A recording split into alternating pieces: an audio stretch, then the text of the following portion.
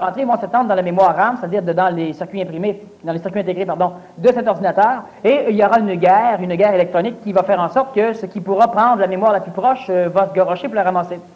On appelle cela une guerre. Lorsque tout est établi au niveau de l'ordinateur, ça prend un laps de temps. Lorsque tout est établi au niveau mémoriel de l'ordinateur, eh bien, on parle de l'harmonie, on parle de la paix. Le problème, c'est que chaque fois que tu effaces une donnée, la guerre recommence. La simple raison que là, tu vides, vient d'éviter un facteur mémoriel, et si ce n'est pas suffisamment structuré au niveau de la mémoire de l'ordinateur, la mémoire va se rapprocher du centre de logifération, donc du logiciel, du programme.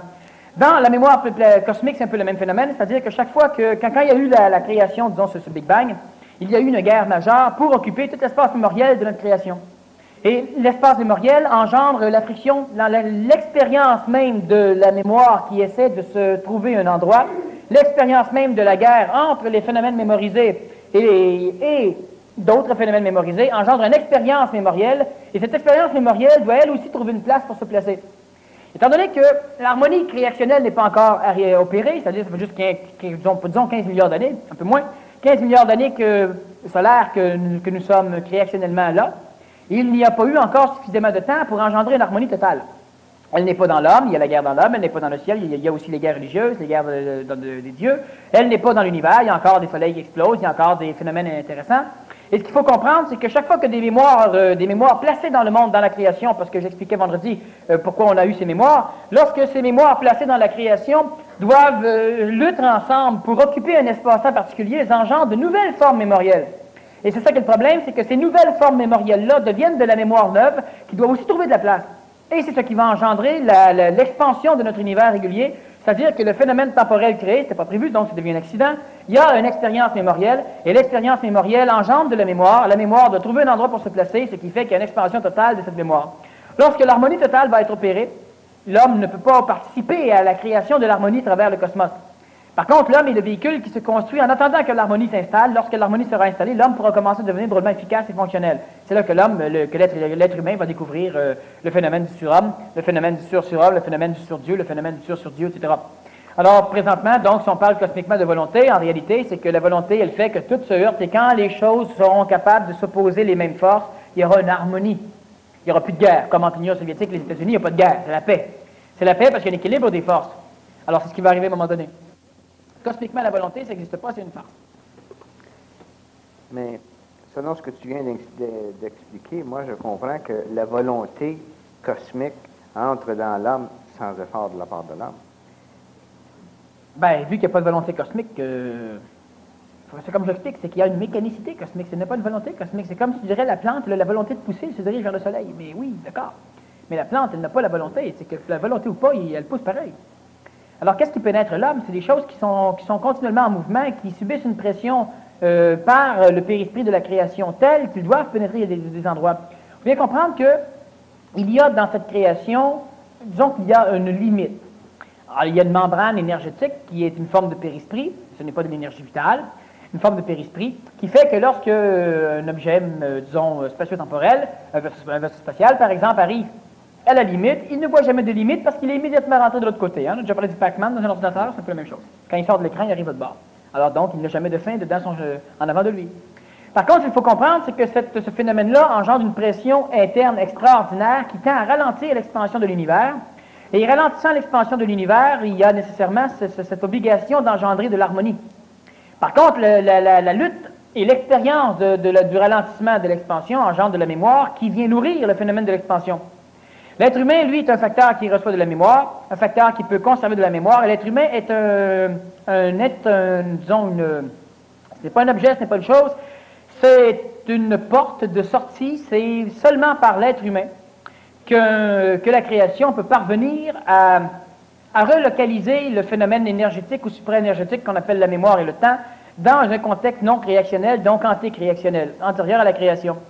C'est-à-dire que pour bien comprendre la chose, c'est que si de l'énergie devient suffisamment compactée autour de l'homme, elle va pénétrer l'homme.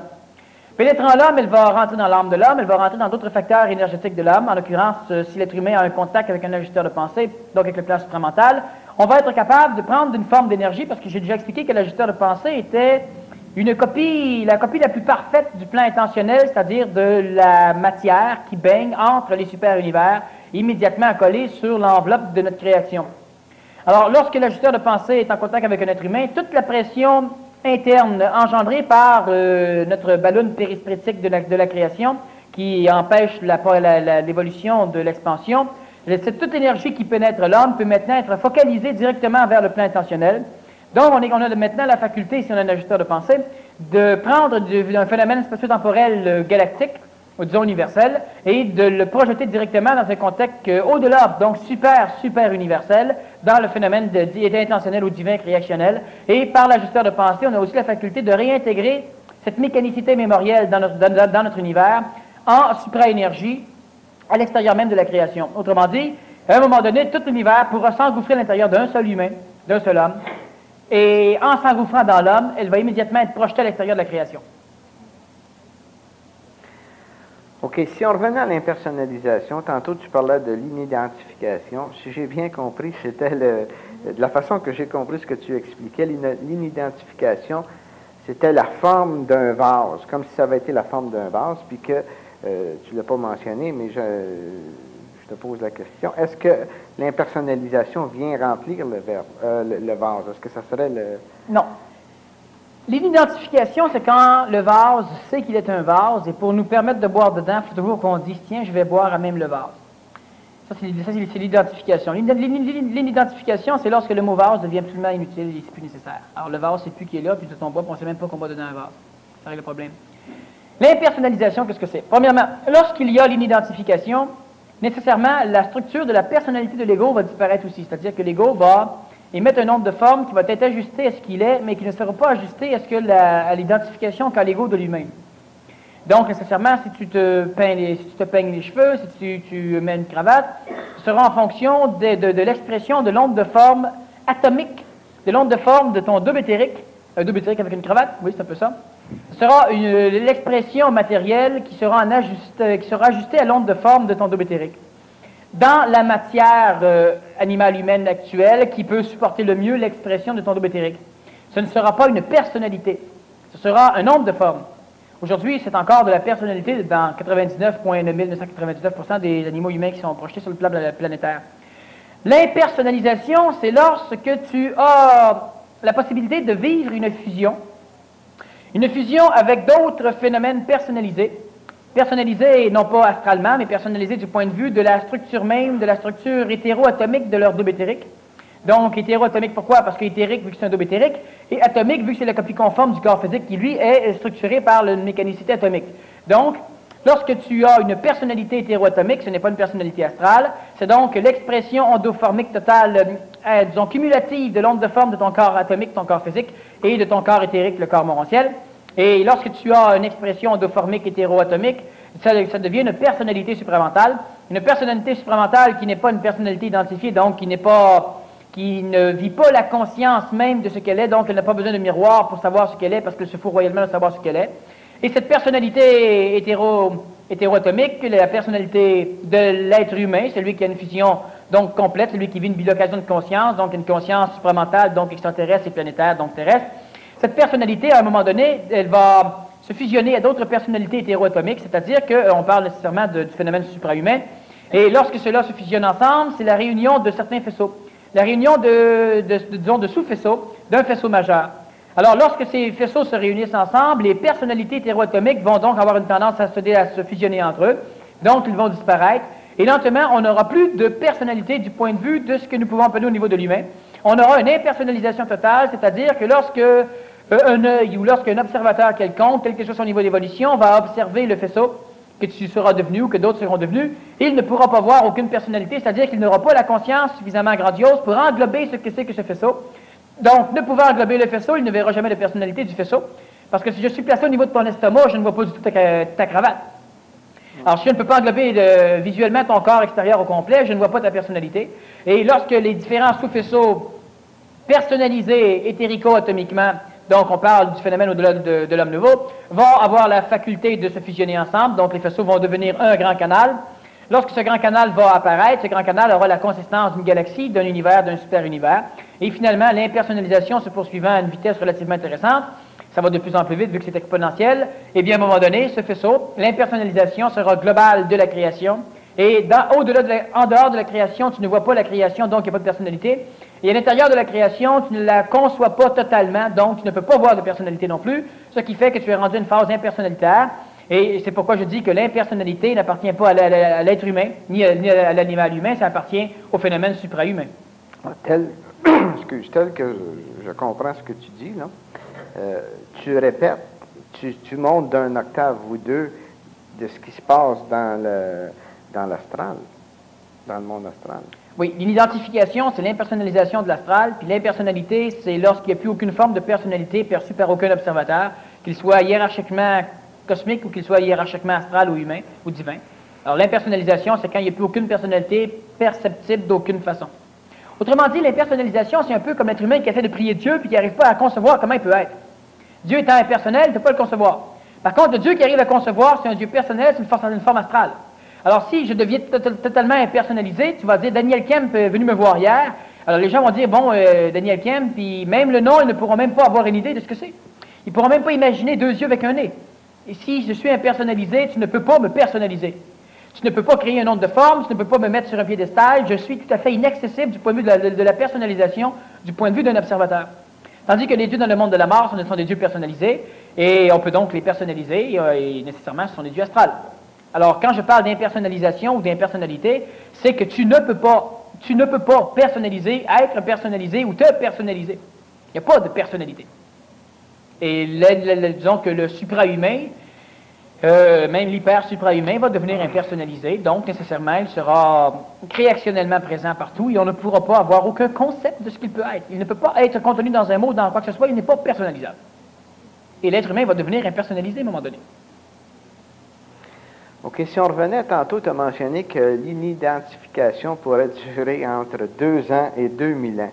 Je perçois mal, j'ai de la misère à concevoir 2000 ans pour une période d'inidentification. Effectivement, ça peut être un peu plus long, mais... Allons pas au-delà de 2000 ans, mais... Ah bon? Amène-moi quelque chose de concret, là, pour des exemples, comment ça fonctionne pour que ça dure si longtemps, 2000 ans. Ça dure pas longtemps. Non, pas à ton point de vue, mais au nôtre.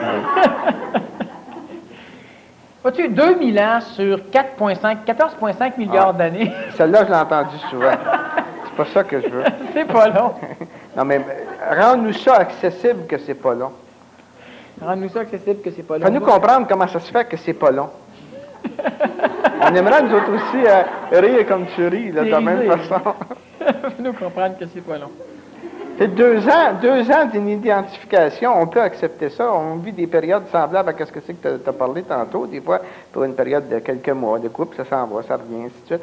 Mais parle-nous donc de 2000 ans. Comment est-ce qu'une personne qui est rendue à un point comme ça, moi j'ai bien de la misère à concevoir ça. Ceux qui ont commencé une identification, disons dans le temps du Nazaréen, d'après moi, ils ont fait un maudit bout depuis ce temps-là, puis ils ont dépassé cette période-là, non?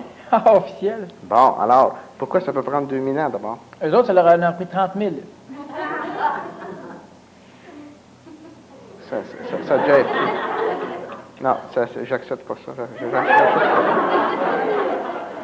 Bon, j'ai expliqué. Lorsque l'ego est rendu au point d'éclater, Daniel, il ne peut pas être 2000 ans au même point. C'est ça que je veux dire. Non. Ben, c'est comme ça que je l'ai perçu tantôt, moi. Oui, bon, il faut faire attention. Tu m'as demandé combien de temps ça pouvait prendre pour qu'un humain s'identifie. Ah, OK. Si toi, tu le pars du début, oui, là, tu joues ces mots, là. Non, je ne sais pas ces mots, j'ai répondu à la question telle que la question a été posée. Oui, mais tu as dû faire ce que tu as dit tantôt, t'ajuster à ce que c'est que l'intervieweur voulait dire. Combien ça prend de temps à un être humain inidentifié pour s'identifier? Non, au moment où, lorsque j'aurais peut-être fallu que je l'explique comme il faut, je vais l'expliquer cette fois-ci, lorsque la personne commence... Tu es un ajusteur de pensée, c'est reposant. Lorsque la personne commence à vivre cette inidentification-là, je ne parle pas du Cro-Magnon, là. Je comprends. Lorsqu'on arrive là, à 88, il y en a qui ont commencé à vivre ça ici, là. Oui. Bon, mais ces gens-là, ils ne vivront pas ça pendant 2000 ans. Non. Parce qu'ils sont, comme tu as dit, parce qu'ils étaient garçons ou filles ou blablabla. C'est correct. Parce qu'il n'y avait pas plusieurs enfants qui les font évoluer. C'est misère d'acheter ça, moi. Alors, de ce point-là, le 2000 ans, tu y tiens-tu toujours, là? De ce point-là, non. Moi, Bon. je parlais pour répondre à ta question. OK, bon. Alors, partons du point que je viens d'exprimer. Là. Tu le comprends, là? Oh oui. Partons de ce point-là. Ça prend entre 2 et 400 ans.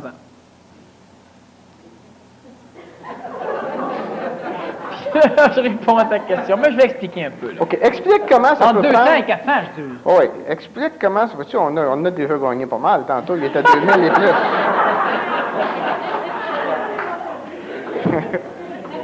C'est beau d'être usé, hein? C'est intéressant. Bon, OK.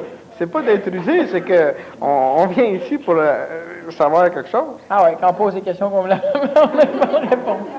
Ah, c'est bien posé. Bon. Alors, c'est quoi la question? OK.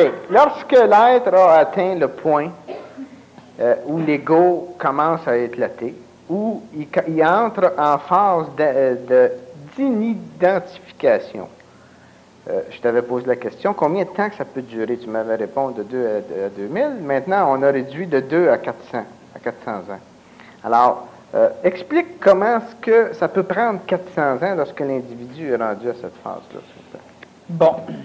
Alors, il y a probablement un facteur qui est extrêmement important et qui n'est pas un facteur de jouer sur les mots. Bien souvent, l'individu pense qu'on joue sur les mots, mais il faut bien faire attention. L'individu est tellement paresseux dans sa conscience orale parce qu'il est ajusté par un ajusteur psychologique, l'intellect.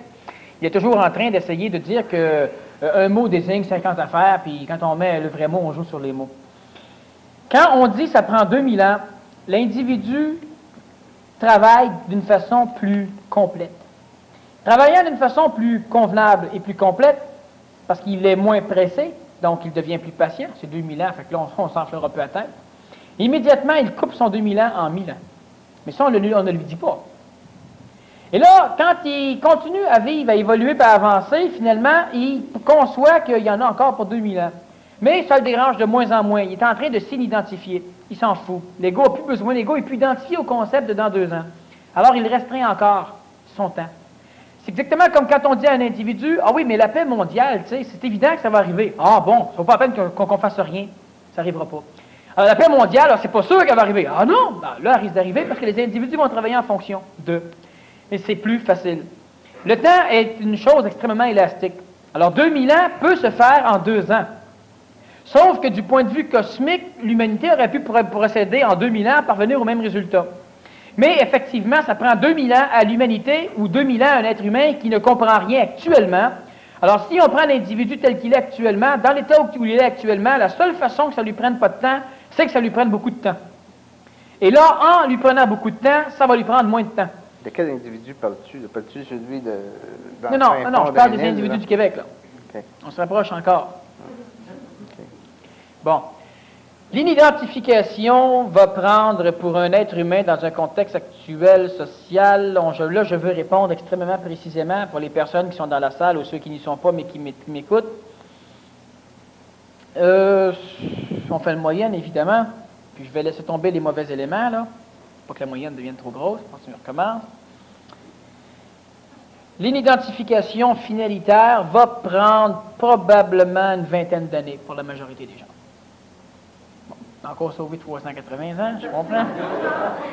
Mais ça fait plus de sens. Non, ça fait plus plaisir à l'ego. Bon. Maintenant, ce qu'il faut comprendre, c'est qu'il y a énormément d'humains qui vont qui vont devoir passer par 1, 2 ou 3 ou 4 autres vies. On revient aux 400 ans. Pourquoi? Parce que l'inidentification, ce n'est pas un facteur intellectuel, ce n'est pas un facteur psychologique, ce n'est pas un facteur de compréhension astrale, ce n'est pas un facteur d'intellectuance. L'inidentification est un facteur d'anégoïsation et le gros problème qu'il y a, c'est que les humains qui vont procéder en premier, ceux qui vont avoir accès en premier à l'inidentification, ce seront ceux qui auront développé des égos extraordinairement puissants. Étant donné qu'ils auront des égos extraordinairement puissants, et c'est essentiel parce que le peu d'intelligence qui viendra habiter leur conscience, l'ego étant extrêmement puissant, eh bien, il voudra vomir sur tout le monde pour pouvoir garder son individualité. Et c'est l'ego qui va arriver à donner de la puissance au corps physique, disons, à l'animal humain ou disons à l'homme. C'est un gros ego qui va arriver à donner la puissance nécessaire au peu de conscience qui habite l'homme, la puissance nécessaire pour lui permettre de traverser le collectivisme général. Mais est-ce qu'il n'est pas nécessaire que l'ego soit justement grossi à son maximum essentiel. Pour commencer? C'est essentiel. Pour commencer, quand les humains auront l'expérience dans le monde de la mort, de la négoïsation des autres, ça va être plus facile, ils n'auront pas besoin d'avoir un ego aussi gros. Mais présentement, les premiers, donc les précurseurs, ceux qui vont commencer la phase d'inidentification, devront avoir de gros égos. pour pouvoir supporter l'agression continuelle de tout le monde, étant donné qu'ils n'ont pas encore la puissance énergétique dans leur conscience suffisamment supramentalisée pour être capable de résister. C'est l'ego qui va faire le travail. Par contre, étant donné qu'ils ont un extrêmement gros ego, ça va être un peu plus long et un peu plus difficile pour eux autres d'arriver à l'identification parce qu'ils ont un ego tellement subtil que l'ego s'égoïse même de la négoïsation. Et c'est un problème relativement compliqué. C'est pourquoi on ne peut pas dire que ça va se faire facilement comme ça, que celui qui commence à s'identifier en dedans de 2 semaines va être inidentifié. Il y a moyen de prendre un être humain et de l'inidentifier. Il y a moyen initiatiquement de prendre un être humain et de l'inidentifier. Pour cela, ça prend un être humain qui a un système endocrinien extraordinairement puissant. Une personne qui ne se suicide pas, même si tout le monde se suiciderait à sa place. Ça prend un être humain qui a un ego suffisamment convenable pour lui permettre d'être fier d'avoir un ajusteur de pensée. Donc, il n'y a au moins pas ce blocage égoïque-là en phase d'un contact avec l'ajusteur de pensée. On en connaît quelques-uns, ce sont des martyrs de la transition pour la majorité. Et là, on prend l'individu et puis on lui fait un lavage du cerveau total et complet. C'est-à-dire que l'individu, on doit le battre, l'attacher, le droguer. On doit le mettre dans des conditions hyper-nazisme. On doit l'emprisonner dans des cages de bois à moitié enfoui sous l'eau pendant 1 an ou 2. Puis là, il fait ses excréments là-dedans pendant 1 an ou 2. On doit briser totalement la personnalité. On doit démolir carrément l'ego qu'il a là, étant donné qu'il a suffisamment de puissance endocrinienne pour ne pas se suicider et pour vivre, même s'il n'y a plus l'idée même de ce que c'est que la vie. Alors, il va résister. Étant donné qu'il a un ajusteur de pensée, nécessairement, même s'il perd carrément son ego, il ne devient pas un zombie. Et à travers, lorsqu'il a carrément perdu son ego, donc lorsqu'il est inidentifié totalement, eh bien maintenant, tout ce qu'on a à faire avec lui, c'est de parler avec lui. On ne l'instruit pas. On l'assoit d'une chaise, comme toi, et puis on lui pose des questions. Ou comme moi, et puis on lui pose des questions. Et puis on lui pose des questions, c'est quoi l'homme? Et puis là, il va répondre, et lentement, il va réamener une forme d'énergie chez lui. Il n'y aura plus d'ego, il va être totalement inidentifié, et on va avoir bâti un surhomme. Est-ce que ça s'est déjà fait? Ça ne s'est pas déjà fait, non, puis moi, je charge 25 000 $ de le faire.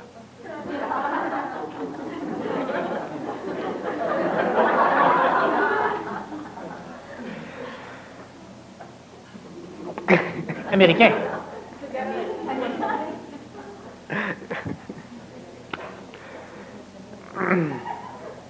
Deux semaines. 25 000 $ américains pour 2 semaines? Ben, c'est ce que tu as dit tantôt. Ah oui. Excepté quand tu as dit pour 2 semaines, je suis pas sûr, mais il me semble que tu as mentionné. Après les 2 ans de après, on le mentionne, on le magane pendant 2 ans. Oui, il y a 2 semaines après. C'est 2 semaines, tu avais dit originalement. Oui, mais je parle comme toi, là. Tu sais pas que je donne tout le début, aller jusqu'à la fin. J'ai dit 2 semaines, c'est quand il est prêt. Mais la personne qui est prête, pas qui est prête, mais qui a toutes ces qualités-là, Daniel... ce ne sont pas des qualités. OK. La personne des qui états. A ces états-là, qui est disons, ces états de force-là faire face à ce que c'est qui s'en vient, va y arriver rapidement quand même. Ah, effectivement, entre 200 ou 400 ans. Sans payer 25 000. En 400 ans, tu dépenses beaucoup plus que 25 000. Le type que tu as décrit tantôt, qui a des go appropriés, qui a le système endocrinien je vais répondre approprié. À cette question. Bon. Alors, parlons donc de l'exception parmi les exceptions sur la planète. Un être humain qui est, peut-être toi, remarque, un être humain qui est effectivement relativement prêt. Il a besoin encore de quelques petites claques, et puis ça va lui prendre... Là, je vérifie sur la planète Terre si on peut repérer de ce genre d'être humain. Il y en a quelques-uns, effectivement, qui, dans cette année, il y en a qui vont devenir inidentifiés. Je dis il y en a, mais peut-être que le il n'a pas de S. Et dans les 2 ou 3 prochaines années, il y aura encore quelques individus sur la planète Terre qui vont devenir inidentifiés, qui sont au Québec et qui sont connus de certaines personnes. Et puis, dans les 20 prochaines années, il y aura approximativement quelques centaines, 100, 140, 150 individus qui vont être inidentifiés totalement. Je parle totalement. Il y aura nécessairement des êtres en phase d'inidentification non terminés, qui pourront même être capables de s'ajuster, qui vont avoir passé la phase de révolte, c'est-à-dire où ils ne peuvent pas s'ajuster parce qu'ils doivent être purs pour eux-mêmes. Il y en aura plus que ça. Il y aura 1500, 2000, peut-être un peu plus d'êtres humains à l'époque d'ici les 20 prochaines années. Donc d'ici, disons, l'an 2000 quelques. 20 années, c'est pas tout à fait exact. On peut parler de 14, 15 ans, 13 ans. Et par la suite, lentement, eh bien, d'ici les 400 prochaines années, il y aura énormément d'individus à l'échelle du Québec et des ectopicités planétaires. Et dans les 2000 prochaines années, la planète Terre va suivre. Okay. Ça va-tu? Ça va, oui. Ah. Parce que c'était un point que j'ai accroché quand tu as mentionné 2000 ans. Là, ça n'allait pas avec les autres choses que tu as déjà dit dans le passé.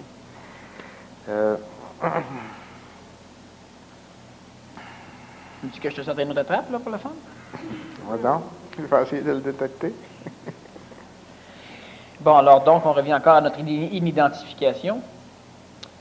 Il y a toujours le facteur qui est très intéressant, c'est que pour que l'être humain parvienne à une inidentification suffisamment convenable, il devra nécessairement devenir riche. Pour que l'inidentification se fasse complètement, l'être humain doit devenir riche, il doit... Parce qu'il y a des choses qu'on doit comprendre. Et quand tu dis l'être humain doit devenir riche, qu'est-ce que c'est que tu entends par riche? Riche, j'entends simplement que tous les autres qui vont le regarder vont prétendre qu'il est riche. C'est pas par rapport à lui, c'est par rapport aux autres. L'extérieur. Ouais. Si tout le monde te trouve riche, t'es riche. Si tout le monde te trouve pas riche, t'es pas riche. Millionnaire ou pas. Oui, mais tu en as besoin de un qui te trouve pas riche. Non, on parle du collectivisme. Bon. L'être humain, dans la phase d'identification, alors je vais donc amener des choses intéressantes que je n'ai pas amenées, c'est ça. Il devra étrangler son canal réincarnationnel, celui qui le relie au monde de la mort du point de vue de son âme et de son anti-âme. Il devra rejeter son anti-âme. Il devra contrôler le canal réincarnationnel et les aides-contrôles qui sont plantés au début de ce canal, ce qui permettent les voyageurs internes et les voyageurs externes. Et il devra nécessairement contrôler ces aides-contrôles de façon à permettre la réincarnation de la crème de toutes les mémoires réincarnationnelles de l'humanité qui sont en fonction avec ce qu'il est lui. Autrement dit, l'individu doit travailler son nombre de formes de façon à permettre cette réincarnation-là. On a déjà vu dans un PMC+, de quelle façon on peut contrôler l'aide-contrôle par le biais du contrôle des ondes de forme. L'individu devra donc réincarner l'aristocratie planétaire. Il devra réincarner. Quand je parle d'aristocratie, je parle des pharaons, je parle des Césars, je parle des tsars, je parle des rois, je parle des reines, je parle de tous ces phénomènes-là.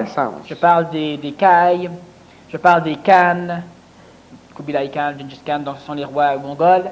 Je parle des chefs mayas. Bon, là, on parle de, disons, l'aristocratie, les aristocrates, les rois, etc. Et je ne parle pas nécessairement de Marcos. Comprenons-nous. Bon. Ni de l'autre, du Valier. OK? On s'entend. Alors, l'individu doit donc réincarner ces phénomènes. Qu'est-ce que ça veut dire réincarner ces phénomènes? C'est pourquoi il devra devenir riche. Il doit devenir riche, il doit avoir un nombre de formes qui va exprimer de l'aristocratie. Maintenant, il faut faire attention. Ça ne veut pas dire qu'il réincarne le phénomène snob. Il va digérer le phénomène de la stabilité aristocratique. Le digérant, il va le transmuer il aura cette énergie. Ce qu'il doit dégager, c'est l'ombre de forme de l'aristocratie. C'est un roi. On ne peut pas être roi du système galactique si on n'est même pas capable d'exprimer la royauté planétaire. Alors, il devra réincarner ces phénomènes-là. Pourquoi? Parce que les êtres humains qui ont dirigé les contextes humanitaires dans l'Antiquité sont les premiers à mériter. Ils ont l'énergie pour le faire, ils ont le charisme rayonnant pour le faire, et en plus d'être utiles pour nous, ils sont les premiers à mériter la première réincarnation dans des êtres humains qui vont passer par les phases d'inidentification. Ils ont l'expérience mémorielle du contrôle de l'humanité, de l'homme ancien, de tous les facteurs passés. C'est les mémoires directrices du passé qu'on doit digérer chez nous pour pouvoir mieux contrôler le phénomène de l'humain. Parce que l'être humain, la conscience supramentale ne connaît rien de l'homme. Et nécessairement, il a besoin de contact avec l'homme pour connaître ce que c'est que l'homme. L'homme ne connaît rien du phénomène extraterrestre. Et il doit avoir un contact supramental pour connaître ce phénomène-là. Et nécessairement, l'homme est le seul qui a la faculté de cumuler dans l'instantané une mémoire consciente du passé. Et c'est pourquoi elle doit permettre la réincarnation du monde de la mort, de tous les phénomènes hautement hiérarchiques qui ont permis la gestation de toute l'évolution des humanités jusqu'à aujourd'hui. Et cela fait partie de la... C'est exactement comme si on demanderait est-ce que l'homme de Cro-Magnon peut vivre le contact supramental. L'homme de Cro-Magnon est un animal, donc il ne peut pas vivre le contact supramental. Lorsque l'animal devient un animal humain, lorsqu'il a une conscience d'être-té, lorsqu'il a une âme, l'homme de Cro-Magnon n'avait pas d'âme, il avait une âme comme une plante, comme une rose, comme une fleur. Lorsqu'il a une conscience de son être-té, lorsque l'homme de Cro-Magnon finit, c'est plus l'homme de Cro-Magnon de toute façon, lorsqu'il est rendu au niveau de la conscience, dans les débuts de l'évolution de l'Homo sapiens avait la conscience qu'il était là, donc il avait la conscience de la mort, la conscience de la vie, et il devait donc pouvoir développer le début de ce qu'on appelle aujourd'hui la morale.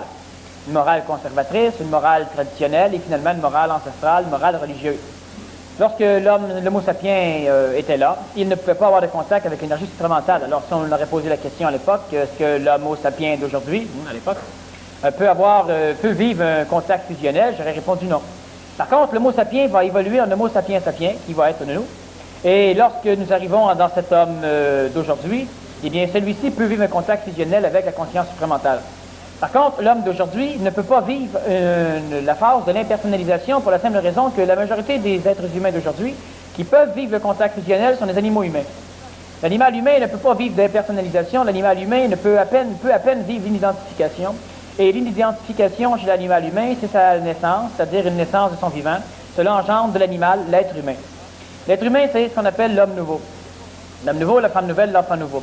C'est l'être humain. Tandis que l'homme ancien et tous les autres, ce sont des animaux humains. Ce ne sont plus des animaux, ce sont des humains ou des animaux humains qui ont les défauts typiques de l'homme, c'est-à-dire qu'ils se battent, ils se tuent, ils se jalousent, ils ont peur, ils s'angoissent, ils s'ennuient, etc. Et lorsque l'animal humain peut vivre un contact fusionnel avec son ajusteur de pensée, et quand on dit son ajusteur de pensée, il faut faire attention, en réalité, l'animal humain vit un contact fusionnel avec un ajusteur de pensée. Lorsque le contact fusionnel est commencé, il y a une soudure du point de vue du canal de l'ajusteur de pensée dans le plan morontiel et dans le périsprit de l'âme chez l'être humain, chez l'animal humain. Et maintenant, on peut dire que c'est son ajusteur de pensée du point de vue de l'ego. Parce que nécessairement, l'ajusteur de pensée n'appartient pas à l'ego. Par contre, du point de vue de l'ego, tout ce que l'ego touche, c'est à lui. C'est sa femme, son mari, son enfant, donc son ajusteur de pensée. Du point de vue donc de l'ego, lorsque l'animal humain a un contact fusionnel débutant ou en avance avec son ajusteur de pensée, nécessairement, il va devenir un être humain. C'est-à-dire qu'il va avoir la faculté non seulement d'être conscient qu'il a vécu, ce qui est l'apanage de l'animal humain, celui qui dit « je pense, donc je suis ». En réalité, c'est que je constate que j'ai fait ceci, donc j'en déduis que je suis là. Mais en réalité, il ne peut savoir qu'il a été là. Il ne peut pas savoir qu'il est là. De ce fait, l'animal humain qui veut philosophiquement, psychologiquement, spirituellement, théologiquement, etc., arriver à se connaître, ne pourra jamais connaître que ce qu'il a été. Il ne peut pas connaître ce qu'il est, parce qu'il ne fait référence qu'au passé. C'est l'animal humain. Il a une conscience passée, une conscience mémorielle de ce qu'il est.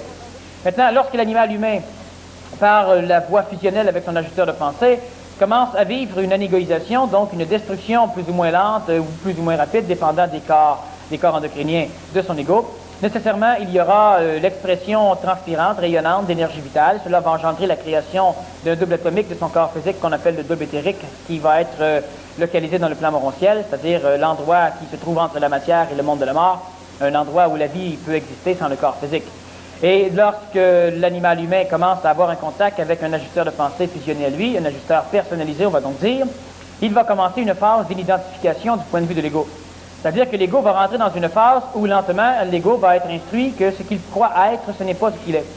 L'ego va apprendre qu'il est une sculpture d'un Dieu, mais qu'il n'est pas le Dieu. L'ego va découvrir que finalement, les couleurs qu'il recouvrait, ce ne sont pas les couleurs de son aura, mais les couleurs de la peinture qu'on a mis par-dessus. Alors lentement, l'ego va donc devoir s'identifier à ce qu'il était, c'est-à-dire qu'il devra arriver à avoir un focus identificationnel vers sa constitution primaire, c'est-à-dire qu'il saura qu'il est de l'énergie astrale, qu'il saura qu'il est de l'énergie miroir, c'est-à-dire qu'il est une copie plus ou moins conforme, très altérée, d'une condition extrêmement réelle, qui est existentielle et qui n'est pas expérientielle, donc qui vit mais qui n'a pas besoin d'expérience parce qu'elle est instantanée. Et notre ego va donc commencer une phase d'anégoïsation qu'on appelle l'inidentification. L'inidentification va engendrer dans l'ego l'idée même de la nonchalance de vie, c'est-à-dire que l'ego ne sera plus manipulable par les conditions extérieures de vie, étant donné que l'ego ne s'identifiera plus, premièrement, ni à son corps physique, deuxièmement, ni à son corps vital, troisièmement, ni à sa personnalité astrale qu'il a créée pour arriver à se préserver, et finalement, il ne s'identifiera même plus à un être humain, et il ne s'identifiera même plus à un être vivant. Il ne s'identifiera même plus à la vie, donc l'ego n'aura plus peur de la mort, plus peur de la vie, parce que ça ne sera plus une condition essentielle chez lui de connaître la vie ou la mort, donc nécessairement, il n'aura plus ce genre de désir. Lorsque l'inidentification est suffisamment avancée, on appelle cela l'anégoïsation, c'est-à-dire que l'ego a une tendance à se détruire. Lentement, l'ego va même finir par être suffisamment instruit chez l'humain que l'ego va se suicider. Maintenant, il faut bien comprendre que le suicide de l'ego n'est pas le suicide du corps, par l'ego. Un corps qui se suicide, donc une personne, dans les termes conventionnels, qui se suicide, c'est simplement un anti-homme qui voit qu'il est en train de mourir et qui détruit le corps physique pour réintégrer le monde de la mort, de façon à ne pas être détruit par une conscientisation. Lorsqu'on arrive à ça c'est le suicide chez l'enfant nouveau surtout, et dans bien des cas chez l'humain. Alors, lorsque l'inidentification va être suffisamment avancée, nécessairement, notre ego va devenir un égoïque, donc il va se rapsisser. Se rapsissant, on a déjà vu en séminaire qu'il était pour que l'ego, voyant des parties de lui-même se faire briser, va digérer les mémoires volatiles qui constituent son âme dans lequel lui-même il flotte. Digérant les mémoires volatiles, lentement, l'ego finit par éliminer l'expérience qui l'entoure dans l'âme. Alors, il y a le périsprit de l'âme, il y a l'ego au centre, il y a les mémoires volatiles, l'expérience de l'ego. Et on sait que lorsqu'un événement, un onde énergétique, une mémoire contenant l'événementiel pénètre le périsprit pour aller informer l'ego, alors lorsque l'on voit quelque chose, un chat, un arbre, ou un événement, ou on entend une chose, eh bien, ça crée un remous dans les mémoires volatiles, c'est ce qui engendre l'émotion. Dans l'inidentification, donc dans la négoïsation, lorsque les mémoires volatiles sont suffisamment digérées par l'ego, le périsprit finit par s'accoler complètement sur l'ego. Lorsqu'une expérience extérieure pénètre le périsprit, il rentre directement en contact avec l'ego, ce qui fait que notre ego, rendu à ce niveau-là, et ça plusieurs ici connaissent ce genre d'évolution-là, n'ont absolument plus d'émotion. Ils ont de l'ego, mais ils ne sont pas capables de vivre de l'émotion. C'est normal parce que l'émotion était suscitée par le passage de la mémoire événementielle à travers les mémoires volatiles pour arriver à l'ego. Dans la phase d'inidentification, donc de négoïsation, les mémoires volatiles n'existant plus, nécessairement, il n'y a plus d'émotion qui va être vécue par une expérience extérieure, donc l'individu donnera l'impression de vivre froidement les choses. Mais étant donné qu'il a de l'ego, il sera capable de se rappeler ce qu'est une émotion, il sera capable de vivre des émotions antérieures, parce qu'il pourra regretter des choses qu'il a déjà vécues, il pourra nostalgiser sur sa vie, mais il ne sera pas capable de trouver une fleur belle, pour la simple raison que la perception de la fleur, ne traversant presque plus d'expérience au niveau des mémoires volatiles, ne suscite pas d'émotion dans le visuel de la fleur, et l'ego sait ce qu'est une fleur. Il peut devenir ou sembler être un être sans cœur, un animal humain sans cœur, parce qu'il a de l'ego, et ça on peut le détecter, et même l'homme ancien peut détecter qu'il a de l'ego, mais en même temps il détecte qu'il ne vit pas d'émotion par rapport à sa vie courante, alors ça crée une espèce de blocage psychologique dans la majorité de ceux qui vont l'observer, parce qu'on sait que ce n'est pas un dieu, mais on sait que ce n'est plus un humain, mais on ne sait pas ce que c'est. Ça ressemble à un homme des cavernes, mais avec de l'intelligence ou de l'intellectuance, bref, une expérience planétaire égoïque particulière, mais il ne peut plus vivre d'émotion, ou à peine. Plus l'inidentification est en cours, donc plus la négoïsation est en cours, moins l'être humain va vivre ce genre d'émotion. Alors plus on a des mémoires volatiles, plus l'événement qui nous traverse nous fait triper, nous fait voyager astralement, donc nous fait vivre de l'émotion. Mais plus l'ego a une tendance à résorber les mémoires volatiles, plus l'ego va perdre sa faculté de vivre de l'émotion. Alors, ce qu'il aimait énormément avant, bien il l'aime encore, mais de moins en moins puissamment, parce qu'il pourra de moins en moins vivre ce genre d'émotion, jusqu'au jour où il n'en vivra plus. À partir de cette étape, l'ego est toujours identifié, mais il ne peut plus se structurer, c'est-à-dire se restructurer, se ressusciter par la digestion des mémoires volatiles parce qu'il n'y en a plus. Alors, l'ajusteur de pensée commence donc à fractionner l'ego en petits morceaux et dilapide des parties de l'ego fractionnées en énergie vitale, ce qui engendre la création du double atomique, le double éthérique. Et là, on parle réellement d'inidentification, c'est-à-dire que quand on demandera à l'être humain « Est-ce que tu as faim ?», l'être humain répondra d'une façon très souriante « Non, mais mon corps, oui ». Alors, évidemment, l'humain qui va l'entourer va s'imaginer que la personne joue un jeu, ou etc., ou elle se prend pour M. Spock, où on va chercher. Ouais, mais quand tu dis ça, est-ce qu'il peut répondre, mais consciemment, il aurait envie de dire ce que tu dis? Parce que répondre ce que tu viens de dire, il va avoir un problème d'ajustement avec les autres. Non, oui. L'inidentifié va répondre comme je viens de répondre. Mais nécessairement, il va expérimenter la condition très déplaisante d'être un être humain sur une planète habitée par des animaux humains. Alors nécessairement, rapidement, on va lui demander de s'ajuster, c'est-à-dire de parler débile. Et là, il pourra dire, bon, bien oui, j'ai faim. Alors il vivra la condition mentale qu'il n'a pas faim, que le corps a faim. C'est comme de dire, bon, ben là, j'ai soif, je vais mettre de l'essence. Alors il sort, il va au garage, il remplit son automobile. Pour lui, ça va être la même nuance que de dire, j'ai faim, je vais manger. C'est la même chose. Nécessairement, ce qu'il faut bien comprendre, c'est que notre être inidentifié va finir par réapprendre à s'adapter, à s'ajuster. Mais il passera de toute façon par une phase qui semblera absolument débile, stupide, idiote par la majorité des animaux humains. Exactement comme de temps en temps lorsqu'on a une parole juste et un individu me dit « C'est drôle, hein? » Moi, je réponds « Non, mais c'est bizarre, oui. »« Ah, tu savais ce que je voulais dire? » Oui, je savais, mais je ne l'ai pas su quand tu l'as dit. C'était immédiat chez moi de corriger le langage. Finalement, on doit se réajuster, mais il faut faire attention parce qu'on ne doit pas trop se réajuster pour ne pas se rééduquer et redevenir. Il faut faire attention. Dans l'ajustement, il y a deux formes. Premièrement, l'être humain qui est ajusté, s'il n'y a pas aucune intelligence à rester ce qu'il est, c'est-à-dire donc s'il y a une intelligence à être totalement ajusté, il est ajusté sans avoir à se forcer. Mais dans chaque phénomène de crise, donc de transition, il n'y a pas de possibilité d'ajustement parce que l'individu ne doit pas être coloré par l'ajustement qu'il pourra porter en face des autres. C'est comme celui qui doit écrire un roman, eh bien, il doit cesser de lire toute forme de roman au moins 3 ou 4 mois avant de commencer à écrire le sien. Sinon, veut pas, il va se colorer des romans qu'il aura lus. C'est pas que les romans ne sont pas bons, c'est pas qu'il est là ou c'est pas qu'il est au-delà des romans, c'est simplement qu'il ne doit pas se colorer. Alors, l'individu qui est en phase de transition, s'il doit s'ajuster, il risque de faire ce qu'il a fait il y a quelques milliards d'années, il risque d'engendrer le processus d'involution.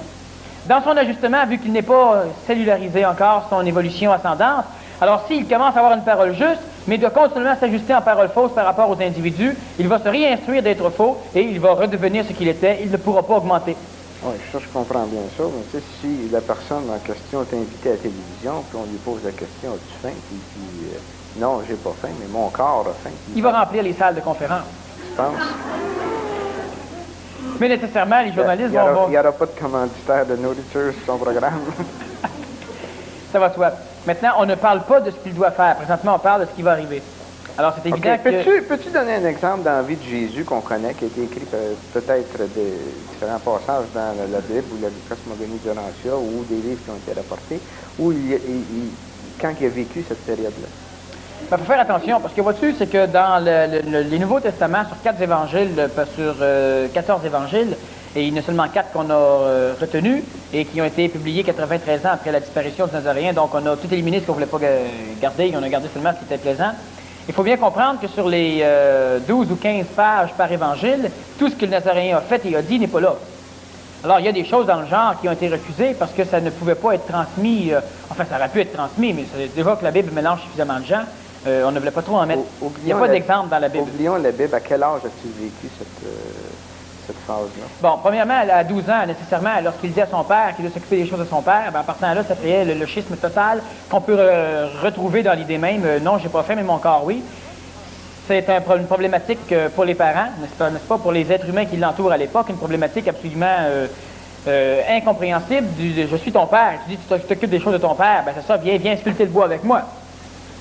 Alors ça, c'est un exemple d'inajustement dans la phase de transition où le Jésus à l'époque, ce n'était pas ni le Christ ni le Nazaréen, où Jésus à l'époque devait absolument s'instruire lui-même de ce qu'il faisait, de ce qu'il était. Donc, il n'était absolument pas question d'ajustement de temps en temps avec les individus.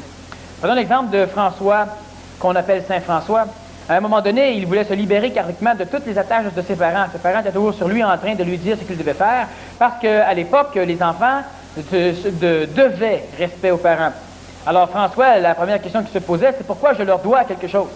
Alors finalement, c'est parce qu'on te nourrit, on te vêtit, alors il s'est déshabillé en plein milieu de la rue, il a tout remis ses vêtements à tout le monde, et puis il est parti à poil. Alors c'est une phase d'inajustement social, ça va de soi, mais s'il ne l'aurait pas fait, il serait resté débile. Alors en exprimant devant tout le monde qu'il était stupide, il est devenu justement un être humain suffisamment nouveau. Et après ça, on dit oui, mais s'il passe sa vie comme ça, non, il ne passera pas sa vie comme ça, mais il vient toujours un temps où l'être humain doit se prouver qu'il est ce qu'il est. Et lorsqu'il se le sera prouvé, et quand je dis prouvé, en réalité, c'est qu'il doit atterrir matériellement sa condition. Et lorsqu'il aura atterri matériellement sa condition, bien là, il pourra s'ajuster. Il n'y aura plus de danger. Alors, la personne qui vit l'inidentification, il vient un temps où l'ego ne peut plus s'identifier au corps. Donc, si on demande est-ce que tu as faim, l'ego va comprendre qu'on parle à lui. Et il va répondre non. Tu manges jamais? Non. Ben, t'es menteur, hier, je t'ai vu manger un hot dog. Non, mon corps mangeait un hot dog, je ne mangeais pas. Et là, on va dire, arrête donc de jouer avec les mots. C'est comme si je bois de l'essence ou j'en mets dans le réservoir de l'auto. S'il y a autant de nuances, je ne joue pas avec les mots. Et à un moment donné, lorsqu'il se sera suffisamment solidifié dans son identification, l'ajusteur de pensée va venir, parce que c'est important, l'ajusteur de pensée ne viendra pas rien ajuster par rapport au public tant que dans l'être humain, je parle bien de l'être humain, non pas de l'animal, tant que dans l'être humain, ce ne sera pas cellularisé. Alors là, maintenant, on pourra instruire l'inidentifié au niveau de l'être humain, on pourra l'instruire qu'il vit avec des animaux et que nécessairement, il doit dire des choses qui ne font pas partie de sa logistique, qui ne font pas partie de l'intelligence, mais qu'il y a une intelligence écosystémique plutôt, à parler croche.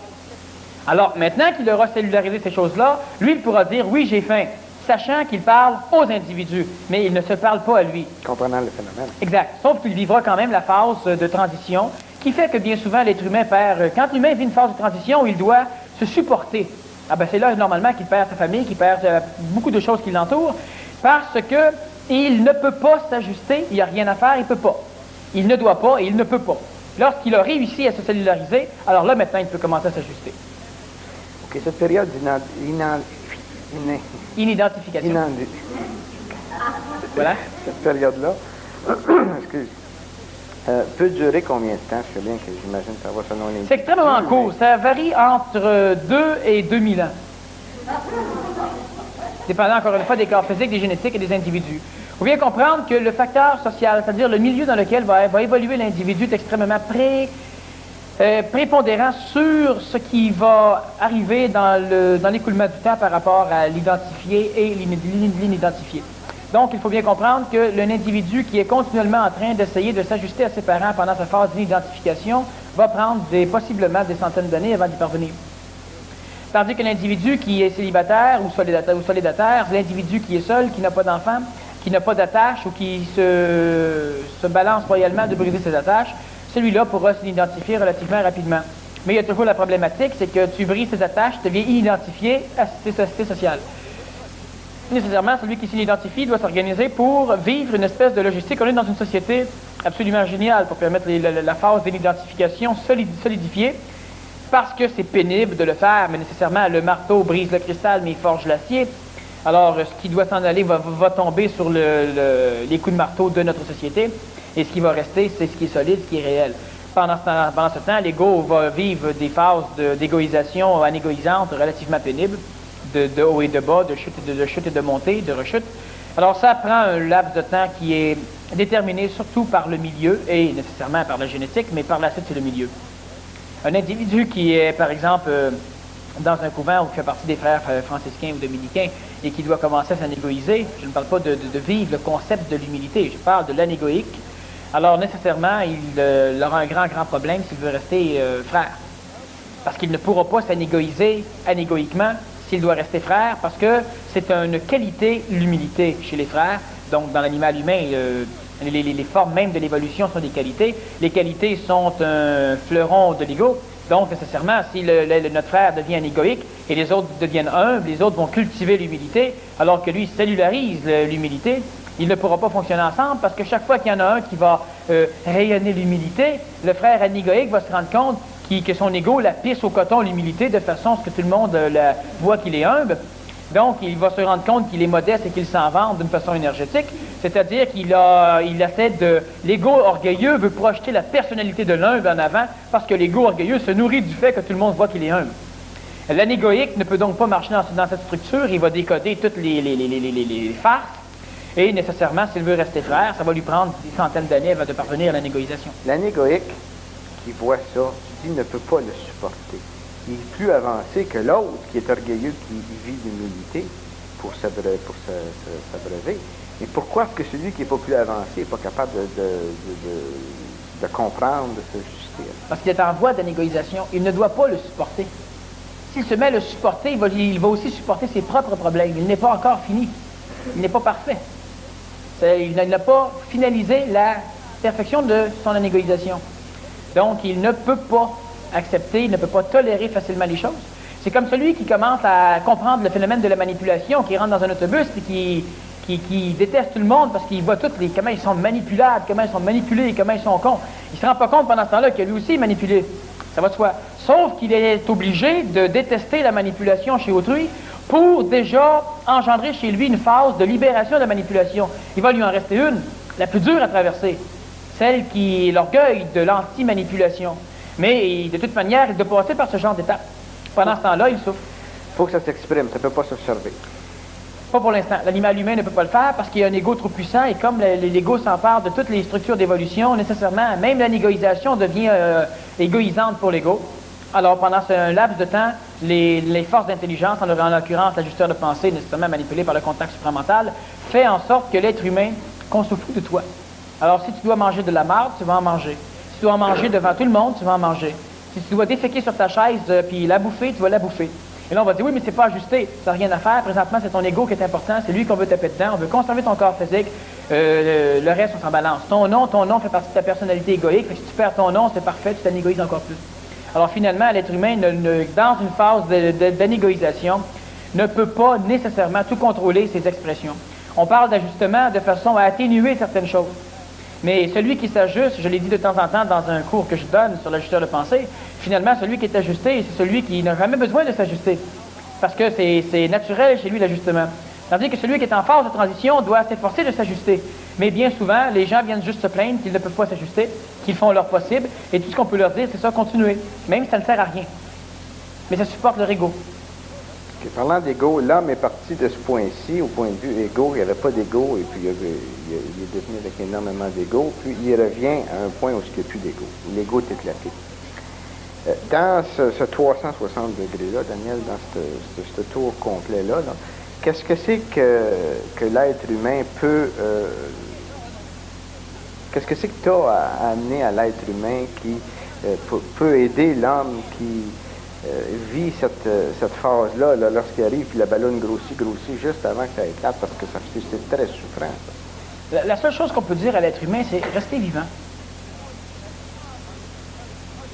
Pour la simple raison que quand l'être humain reste vivant, de toute façon, toutes les personnes qui ont un certain âge savent très bien qu'ils ont été souvent dans des trous absolument immenses, des creux qu'ils étaient convaincus de ne jamais pouvoir surmonter. Puis finalement, non, tout va comme ça. On ne laisse jamais l'être humain dans un bas. Il ne reste pas dans le bas. Alors, lorsqu'il devient écœuré d'être écœuré, lorsque l'être humain veut tout lâcher, veut penser au suicide ou pense à d'autres choses, la seule chose qu'il a à faire, c'est rester vivant. S'il reste vivant, ça va commencer à remonter. Et il pourra s'en sortir avec des cellularisations très intéressantes, ce qui fait qu'il va monter plus haut qu'avant. L'individu qui dit, oui, mais moi, ça fait 25 ans que je stagne. Il a besoin de couper au cul. Il ne stagne pas pantoute, sauf que dans son concept à lui, ça marche comme ça. C'est comme si tu dis toujours, je veux monter les 5 prochaines marches. Et là, tu en montes une, puis tu regardes les 5 prochaines, tu dis, Christy, moi, tu finis par les monter. Là, tu montes encore 3 marches, tu regardes les 5 prochaines, tu dis, maudit, j'évolue pas pantoute. C'est la même chose. L'être humain a une évolution au niveau de ce qu'il est au niveau réellement, et en même temps, il a la même évolution au niveau du concept. Alors, il vise le concept, il a hâte de l'atteindre. Chaque fois qu'il monte, il monte le concept avec. Et là, après 25 ans, il vient me brailler qu'il n'évolue pas. Ben oui, mais qu'il lâche ce concept, il va évoluer, mais il est toujours en train de se comparer à des choses. C'est comme si moi, je me dis, toi, tu peux courir à 20 km à l'heure. Moi, je cours à 15. Je dis, je vais courir aussi vite que Jacques. C'est carrément stupide. Si tu t'entraînes, puis je m'entraîne, quand j'arrive, moi, à 20, t'es rendu à 25. Je cours pas plus vite que toi. Là, j'arrive à 25, t'es rendu à 30. Là, je me dis, ça y est, j'évolue pas tout. J'ai une vraie loque. Mais en réalité, j'évolue énormément, sauf que je prends comme schéma de correspondance, de comparaison, un individu qui évolue au même rythme que moi. Tu vas à l'extérieur pour comparer au lieu d'aller à l'intérieur. C'est absolument stupide. L'être humain est là. L'être humain évolue, il n'a pas le choix. Alors, qu'est-ce qu'on peut dire à l'être humain qui est mal pris? Parce que c'est évident que l'être humain n'avait pas d'ego. L'être humain n'avait pas d'ego, mais il faut faire attention, l'être humain n'avait pas de conscience. Mais c'est pas grave, la conscience, on va la perdre à un moment donné. Bon, l'être humain n'existait pas. Bon, il y avait de l'énergie qui descendait. Cette énergie-là, on a vu un peu vendredi comment elle s'était créée, parce qu'on a parlé un peu vendredi de l'accident, justement. Ça arrive des fois le vendredi que je déconne. Alors, on a parlé de l'accident créationnel qui a engendré la création. Donc, ce phénomène sur lequel je ne reviendrai pas tout de suite. Alors, lorsque on descend, on s'écrase, et puis finalement, quand on arrive à un niveau relativement bas, le niveau de l'énergie non révélée, on commence on l'a déjà vu souvent en conférence, on commence à accumuler de l'énergie. La seule chose qu'il y a, c'est que, au-delà de la création, on ne connaît absolument rien de la création. Parce que quand on dit Dieu créa le ciel et la terre, on mélange tous les phénomènes divins, parce qu'il y a un paquet de phénomènes divins. Et quand on parle du Dieu intérieur, c'est lui qui a créé le ciel et la terre, et nécessairement, il a été créé en même temps que le ciel et la terre. C'est-à-dire qu'à l'instant même où Dieu a été créé, le ciel et la terre étaient là. Bon. Nous sommes descendus par la suite au travers de Dieu. Au travers de Dieu, nous avons été colorés totalement de son essence. Et colorés totalement de son essence, nous sommes venus nous échouer sur le plan planétaire avec l'idée que le Dieu nous avait créé. Exactement comme si tu prends un boulon, et puis tu le fais traverser de l'huile, et le boulon il coule, il traverse de l'huile, il traverse du Kool-Aid, il traverse de l'eau, puis arrive au fond du pot. Tout ce qu'il se rappelle, c'est qu'étant donné, quand il arrive au fond du pot, il est entouré d'eau, il se dit, l'eau m'a créé. Mais c'est peut-être l'huile qui l'a créé, mais l'huile ne la connaît pas, l'huile. C'est juste de l'eau qu'elle a, donc l'eau l'a créé. Mais en réalité, Dieu était là bien avant que l'homme arrive. Ça va de soi. C'est ça, toutes les théologies sont d'accord pour le dire. Mais l'homme a traversé le phénomène divin, et de toute façon, l'homme a traversé un paquet de hiérarchies au niveau du cosmos, et la dernière hiérarchie, c'est-à-dire la hiérarchie la moins évoluée, la plus basse, c'est celle du Dieu que l'on connaît, le Dieu du monde de la mort, et qui a été pluralisé longtemps, qui est encore un peu pluralisé aujourd'hui, que ce soit Yahvé, Jéhovah, que ce soit Manitou, que ce soit un paquet d'autres phénomènes divins. Alors, lorsque l'être humain est venu s'effoirer sur le plan planétaire, il a amené avec lui des parcelles de ce Dieu, qu'on appelle l'âme. Bon. Alors, nécessairement, l'âme est une créature de Dieu dans le monde de la mort. L'homme est de la conscience qui entoure l'âme pour la paramétrer. Et l'âme est là pour animer le corps physique de façon à engendrer le phénomène sécrétatif qui permet la mutation du corps physique. L'homme n'a jamais eu d'ego, mais présentement, l'homme est en train de remonter la pente, donc l'être humain ascendant, disons même l'animal humain ascendant, l'être qui est ascendant, l'humain ascendant, en train de remonter la pente, nécessairement aura besoin de l'ego, c'est-à-dire que l'ego, c'est la confirmation du Dieu dans le monde de la mort.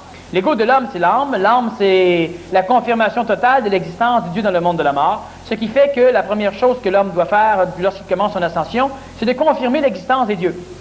Lorsque l'être humain commence son ascension évolutive, il confirme l'existence des dieux.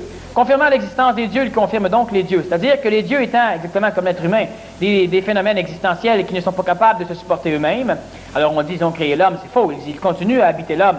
Mais ils n'ont pas créé l'homme. Ils ne sont pas capables de créer l'homme, les dieux. Ils ne sont même pas capables de créer un mouton. Bon.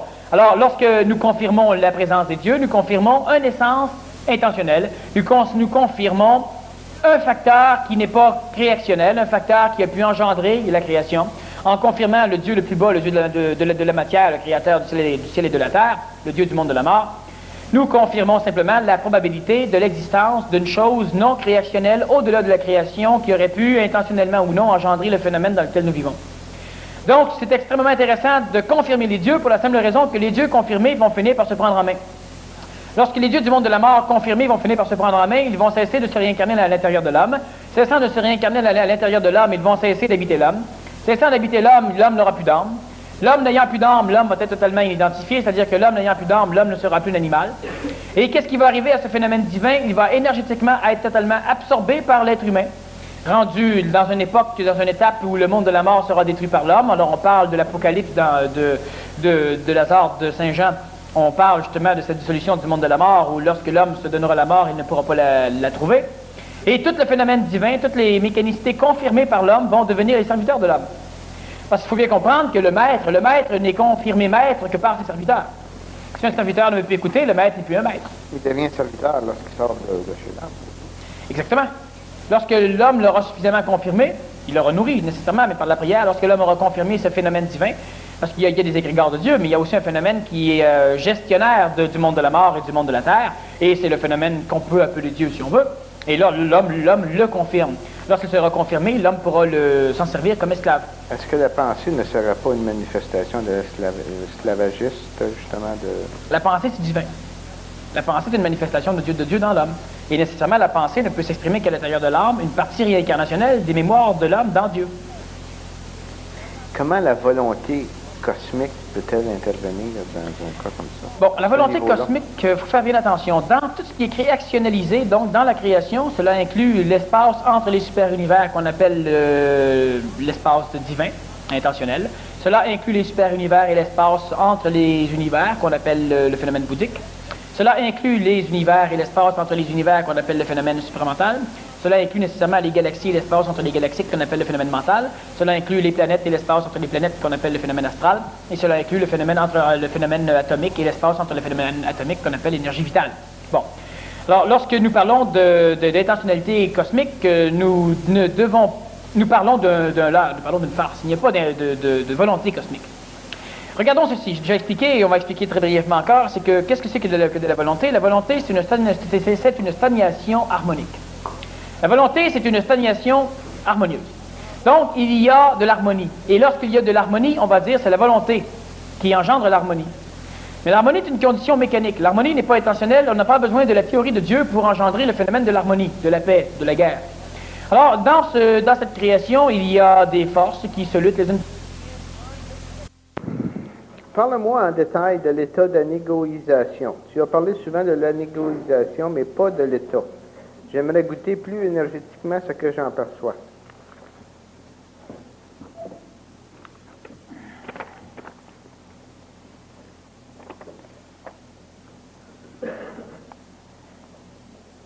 On va y revenir. Je veux arrêter de fumer depuis des années, mais je ne peux pas. Je perçois l'intelligence de le faire, mais le corps en a besoin. Dis-moi comment faire. Ça, je serais mieux placé que toi pour y répondre. Veux-tu y répondre? Je serais mieux placé que toi, je pense. Moi, je fume pas, puis toi, tu fumes plus. Alors, je veux arrêter de fumer depuis des années, mais je ne peux pas. faire attention. La personne, elle veut arrêter de fumer, mais elle ne peut pas réussir. Il n'y a rien à faire. Alors, dans ce temps-là, elle continue à vouloir arrêter de fumer, puis elle continue à fumer. C'est plus simple. Elle ne se culpabilise pas, et puis, à un moment donné, bien, elle pourra, quand elle aura suffisamment cellularisé certaines choses, elle pourra cesser de fumer. La cigarette, elle permet à l'individu de s'interrestrifier. C'est pas juste la théorie, c'est vrai pratiquement. Alors, même si ça pollue le corps physique, même si ça empoisonne l'atmosphère des autres, même si, etc., c'est intelligent de fumer pour celui qui est pogné à fumer. Ce n'est pas intelligent de fumer pour quelqu'un qui n'en a pas besoin. Alors, ça ne sert à rien. La personne, elle doit continuer à vouloir arrêter, tout en continuant de fumer. C'est la seule solution qu'elle peut avoir. Or, je pourrais lui en inventer des solutions qui la feraient triper, qui pourraient la stimuler une semaine ou deux à essayer. Ça ne marcherait pas plus. Et après ça, on pourrait lui dire c'est parce qu'elle n'a pas fait comme il faut. Mais ça ne sert à rien. La cigarette, ça empêche l'ego de se suicider trop vite, dans bien des cas. Alors, on continue à fumer dans ce temps-là. On continue à trouver ça stupide, à trouver ça inintelligent, et puis à un moment donné, ça va arrêter tout seul. Mais pour cela, on doit attendre que le corps soit suffisamment solide pour être capable de résister à l'énergie de certains événements. Ce qui n'est pas le cas chez le fumeur, ce qui n'est pas le cas chez celui qui mange trop, ce qui n'est pas le cas chez celui qui a beaucoup de relations sexuelles ou qui se masturbe énormément, ce qui n'est pas le cas chez celui qui doit continuellement écouter des vues d'horreur, ce qui n'est pas le cas chez celui qui doit faire de la course automobile pour triper avec la vie ou conduire rapidement ou se droguer. Toutes ces choses sont des choses qui terrestrifient l'humain de façon à lui permettre d'exprimer à l'extérieur de l'énergie que le corps n'est pas capable d'assimiler. Il y en a qui vont pleurer. Pleurer, c'est la même chose. Trop d'énergie, le corps n'est pas capable de le supporter. Au lieu de se détruire, il pleure. Mais d'autres individus vont faire d'autres choses. Il y en a qui vont chialer tout le temps, crier tout le temps. Bon, la femme, lorsqu'elle est menstruée, elle a nécessairement un peu plus d'énergie vitale qui circule au niveau de son corps physique, et bien souvent, elle sécrète plus d'hormones et sa condition psychologique change. Ça lui permet d'absorber l'énergie ou de la rejeter. Alors, la cigarette, c'est un peu le même phénomène. Lorsque le corps physique n'est pas suffisamment solide pour supporter une dose d'énergie, ça commence à faire ça. J'ai déjà expliqué que moi, de temps en temps, en conférence, ça arrivait que ça me piquait sur le nez. Absolument idiot, mais c'est comme ça, c'est intéressant. Alors, l'énergie sortait par un endroit cutané, puis ça, je me grattais. Le temps que je me grattais, ça me distrayait. Même si je m'organisais pour ne pas trop me distraire, ça coupait un peu le contact, ça faisait qu'il y avait moins d'énergie qui passait, et ça permettait à mon corps physique de mieux le supporter. Il y a 3 années, à un moment donné, j'ai eu un contact supramental comme j'en avais jamais eu. J'en ai que maintenant, c'est au-delà de ça, mais à l'époque, et j'ai eu le goût de rire. Alors, je ne me rappelle plus quelle conférence, j'étais à la première partie, je faisais la conférence tout seul en avant, et puis à un moment donné, j'ai eu tellement eu d'énergie que j'avais le goût de rire. Et j'ai commencé à rire à l'intérieur, je pouvais contrôler ce rire avec de l'énergie, je l'absorbais, et à un moment donné, j'ai su que j'étais en train de faire sauter mon corps physique, de le détruire. Alors, j'ai décidé d'arrêter la conférence. J'ai tout fait pour baisser mon taux vibratoire en continuant à parler, je n'ai pas été capable. Comme le fumeur. Alors, j'ai arrêté la conférence après peut-être 3 quarts d'heure. La deuxième partie, j'ai demandé à Jacques de venir m'interviewer, de façon à ce que je ne monte pas trop haut. À l'époque, c'était pas le même Jacques non plus. Sinon, je voudrais savoir là. Ouais. Mais enfin, à l'époque. Alors, on a fait la deuxième partie. Justement, je ne sais pas si tu te rappelles, mais je t'ai dit, viens, parce que si je continue tout seul, je monte trop haut, puis il ne faut pas. Alors, c'était comme la cigarette. Et puis la troisième partie, on l'a fait aussi un peu tout croche travers, on le fait très, très, très bien. Mais par rapport à ce que j'aurais donné à l'époque, non. C'était beaucoup plus bas. Et c'est comme la cigarette. Alors, on ne doit pas se casser la tête, on fume, d'autres boivent de l'eau. Et puis, quand c'est le temps d'arrêter, on arrête. C'est à ce moment-là que c'est facile. Oui. C'est pour ça que de plus en plus, ça devient plaisant je jure maintenant que j'accepte que Jacques m'interviewe, c'est parce qu'on va haut. Et je n'ai plus aucune douleur, aucune souffrance, aucun problème, aucun stress d'aller n'importe où. Avec Jacques. Avec d'autres intervieweurs, c'est pas un problème, ils ne peuvent pas m'amener à des places que je ne veux pas aller. Et maintenant, ça devient plaisant. Attends, je suis pas fini. Même ici, parmi tes fidèles ovsiques évolués, je me sens différente d'eux.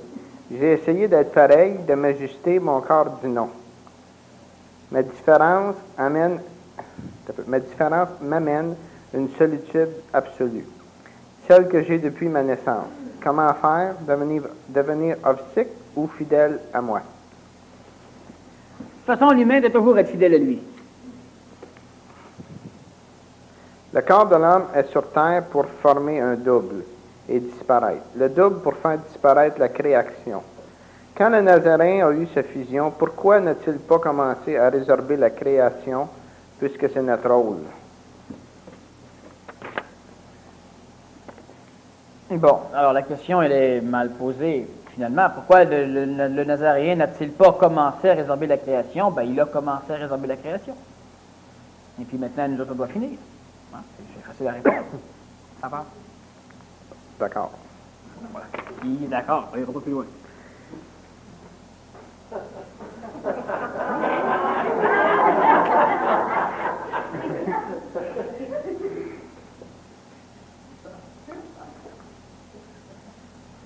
D'accord. Si j'ai bien compris, on doit constamment chercher à s'ajuster tout en sachant que ça ne sera pas possible durant la phase d'inidentification. C'est ça. Alors, elle a bien compris. Ça ne valait pas la peine de venir à une conférence aujourd'hui pour apprendre ça. N'empêche que c'est exactement ça. On doit tout faire pour faire comme si, même si ça ne sert à rien. C'est comme j'ai expliqué pour la cigarette. Continuez à trouver ça con, continuez à vouloir arrêter, puis continuez à fumer. C'est très inégoïsant. Pour la cigarette, en passant, Daniel, ce qui est bien important pour beaucoup de gens qui arrêtent de fumer, c'est de cesser le café. Ça, c'est évident. Puis pas boire d'alcool non plus. C'est ça. Parce que immédiatement, ils vont recommencer à en reprendre. Alors, c'est exactement ça. La personne doit tout faire pour s'ajuster, même si elle ne peut pas s'ajuster. Pourquoi elle peut tout faire pour s'ajuster, même si elle ne peut pas s'ajuster? C'est une question que tu aurais dû poser, ça. Ben, je pense que c'est, disons, c'est de la poudre.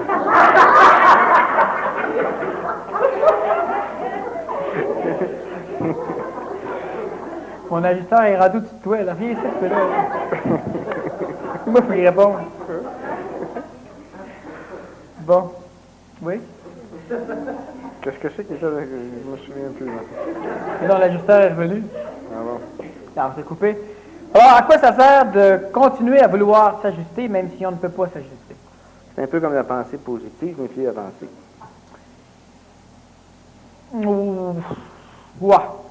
Disons que, répondons plus clairement, que par un parallèle, en voulant s'ajuster, on instruit notre ego que l'ajustement est possible. À l'instant où on va être capable de s'ajuster, ça va être naturel, l'ego ne sera pas là pour résister.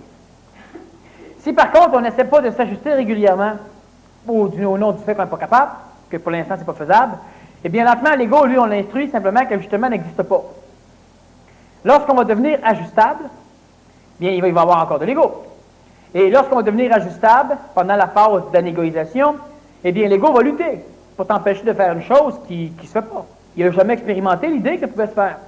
Alors, on gagne donc énormément de temps de souffrance, on en élimine, on avance sur le temps, en faisant tout ce qu'il faut pour s'ajuster, même si ce n'est pas faisable. À l'instant où ça devient faisable, immédiatement, c'est exprimé. C'est comme celui qui fume. La journée que le corps n'a plus besoin de fumer, que la cigarette n'a plus besoin d'être là, que l'ego n'a plus besoin, lui, il ne sait pas qu'il ne fume plus. Alors, son ami lui offre une cigarette, ben, il en prend une, il va... je sais pas. S'il a toujours voulu arrêter de fumer, la journée que plus rien chez lui en a besoin, quand son chum il offre une cigarette, immédiatement, il va dire non. Ça fait tellement longtemps qu'il va arrêter de fumer, la fois qu'il réussit, il va dire non. Sinon, il peut continuer à fumer 10, 15 ans, parce qu'il ne saura pas qu'il n'a plus besoin de fumer. Donc, il doit vouloir arrêter de fumer. Même si ça ne sert à rien dans l'état. Le fait de vouloir arrêter ne l'empêchera pas de fumer. Mais ça va lui permettre d'exprimer immédiatement son état lorsqu'il va être prêt à être exprimé. Alors, faites votre maximum pour vous ajuster, puis à un moment donné, ça va marcher. Tandis qu'il y en a d'autres qui seraient capables de s'ajuster, qui vont être prêts à s'ajuster, ils ne le sauront pas du point de vue de l'ego, donc l'ego va continuer à s'opposer. C'est juste à ça. Et ça sert à quoi? Ça sert à sauver, dans bien des cas, 10 à 15 ans de niaiserie. Énormément de souffrance. Est-ce qu'on pourrait dire que ça prépare la volonté sans effort à venir se manifester? C'est ça. Ça prépare surtout l'ego à laisser la volonté s'exprimer sans problème. Sans effort. C'est ça. Donc, c'est important de continuer à vouloir s'ajuster, même si on manque notre coup. C'est important de vouloir continuer à cesser de fumer, même si on manque notre coup. C'est comme notre société, c'est important qu'elle continue à vouloir dépolluer, même si elle n'est pas encore structurée pour le faire. C'est important qu'elle le fasse. La journée qu'on va être prête, ça va passer comme ça. Comme tu dis, c'est important, j'en vois l'intelligence, je suis d'accord. Par contre, ce que ça crée, ce que ça amène des fois lorsque l'individu essaie de le faire, justement, ça amène une défaite. Hey, une défaite par-dessus défaite. Parce qu'il y a trop d'ego. Défaite. Et des fois, ils ont de la misère à s'ajuster à ces... C'est pour ça qu'on doit s'en foutre. On doit trouver ça stupide, puis on doit le faire. Parce qu'on est obligé de le faire. Mais on ne doit pas s'identifier à nos gestes. On ne doit pas s'identifier à ce que nous faisons. Ce n'est pas nous qui le faisons, on est manipulés. Mais on doit continuer à trouver ce compte. Je vis une phase d'écœurement et et de désillusion. Mon ego ne veut plus triper sur l'évolution. Dois-je l'instruire ou dois-je me fouter qu'il coopère, qu'il suive ou non? La personne devrait répondre elle-même à sa question. Une chose certaine, c'est que l'intelligence doit dominer. Je pense qu'il y avait une autre phrase aussi qu'il y avait avec. L'intelligence doit dominer. L'intelligence doit dominer, donc, et cela veut dire que même si on est écœuré, même si on tripe plus, parce qu'il faut faire attention, c'est que la personne, elle m'explique qu'elle est rendue à un point où l'évolution pour elle n'est plus un trip. Alors elle se dit, vu que c'est plus un trip, je lâche-tu. La majorité, ils n'ont pas à se poser cette question-là, parce que pour beaucoup de gens, l'évolution est une distraction, un passe-temps, un trip. Alors c'est évident que tant que c'est trippant, on y va. Puis là, c'est plus trippant. Je vois-tu pareil? C'est le temps de prendre votre intelligence et de lui poser la question. Est-ce que c'est intelligent de continuer, même si c'est plus trippant? C'est comme moi, je déteste manger. Mais il n'y a rien de... C'est une des choses les plus connes que je conçois sur le plan planétaire, d'être obligé de s'alimenter. Devoir s'arrêter quelque part, s'écraser une table, fouiller dans un boc de papier, si on est au restaurant, commander un paquet de lettres. Puis après ça, ils nous amènent ça. Là, on doit bouffer. Après ça, on doit attendre qu'elle vienne chercher l'argent. Et puis, elle nous met toujours le papier à l'envers. On connaît le prix, puis c'est pas grave. Et puis après ça, on doit payer. On doit s'en aller. 3 fois par jour. Ben moi, je suis chanceux, c'est une fois et demie. Mais quand même, ça devient stupide. Alors, c'est... Puis après. Alors, quand on regarde toute la structure même qui anime l'humain, à un moment donné, moi, je ne vois pas de trip là-dedans, mais j'en vois l'intelligence. Le corps en a besoin. J'applique l'intelligence. Si l'individu n'a pas suffisamment d'intelligence, eh bien, il va simplement cesser de penser qu'elle évolue. Il va évoluer pareil, mais il va cesser de penser qu'elle évolue. Et si elle voit l'intelligence, eh bien, elle va continuer à faire ce qu'elle a à faire. L'évolution, à un moment donné, va devenir autre chose qu'un trip, c'est évident. L'évolution, ça marche. Alors, en se conscientisant, à un moment donné, notre conscientisation fait qu'on ne veut plus triper sur ce que l'on fait. Par contre, maintenant, peut-être que l'intelligence peut prendre la relève sur la strade. Mon ego vit régulièrement des émotions comme s'il y avait un trac, un choc ou une peur. Mais il ne se passe rien. Exemple, je suis en auto ou dans la maison et cela arrive subitement. 1. Quel est ce phénomène? Est-ce un stress et ou une panique de l'ego? 1. C'est un contact astral avec des mémoires qui ont vécu des stress et des paniques. L'individu est en contact télépathique avec des mémoires du monde de la mort ou avec des mémoires de personnes déjà en train de vivre des événements similaires. Donc, la personne est en train de développer une extrasensorialité. Comment on peut dire ça aussi? Oh, c'est ça. Oui, ok, c'est correct. Bon, j'en profite pour voir. Et puis, la personne développant cela, eh bien, nécessairement, elle vit ce genre de trac. 2. Qu'est-ce qu'un ego stable? Sensoricité. Extra. Qu'est-ce qu'un ego stable et un ego instable? Alors, le mois prochain, on va pouvoir répondre convenablement à la question dans le cours. L'ego instable est un ego qui est totalement fusionné, donc il est de même nature. Alors, si la personne elle est violente, l'individu est toujours violent. Il n'a pas besoin d'être motivé ou d'être agressé.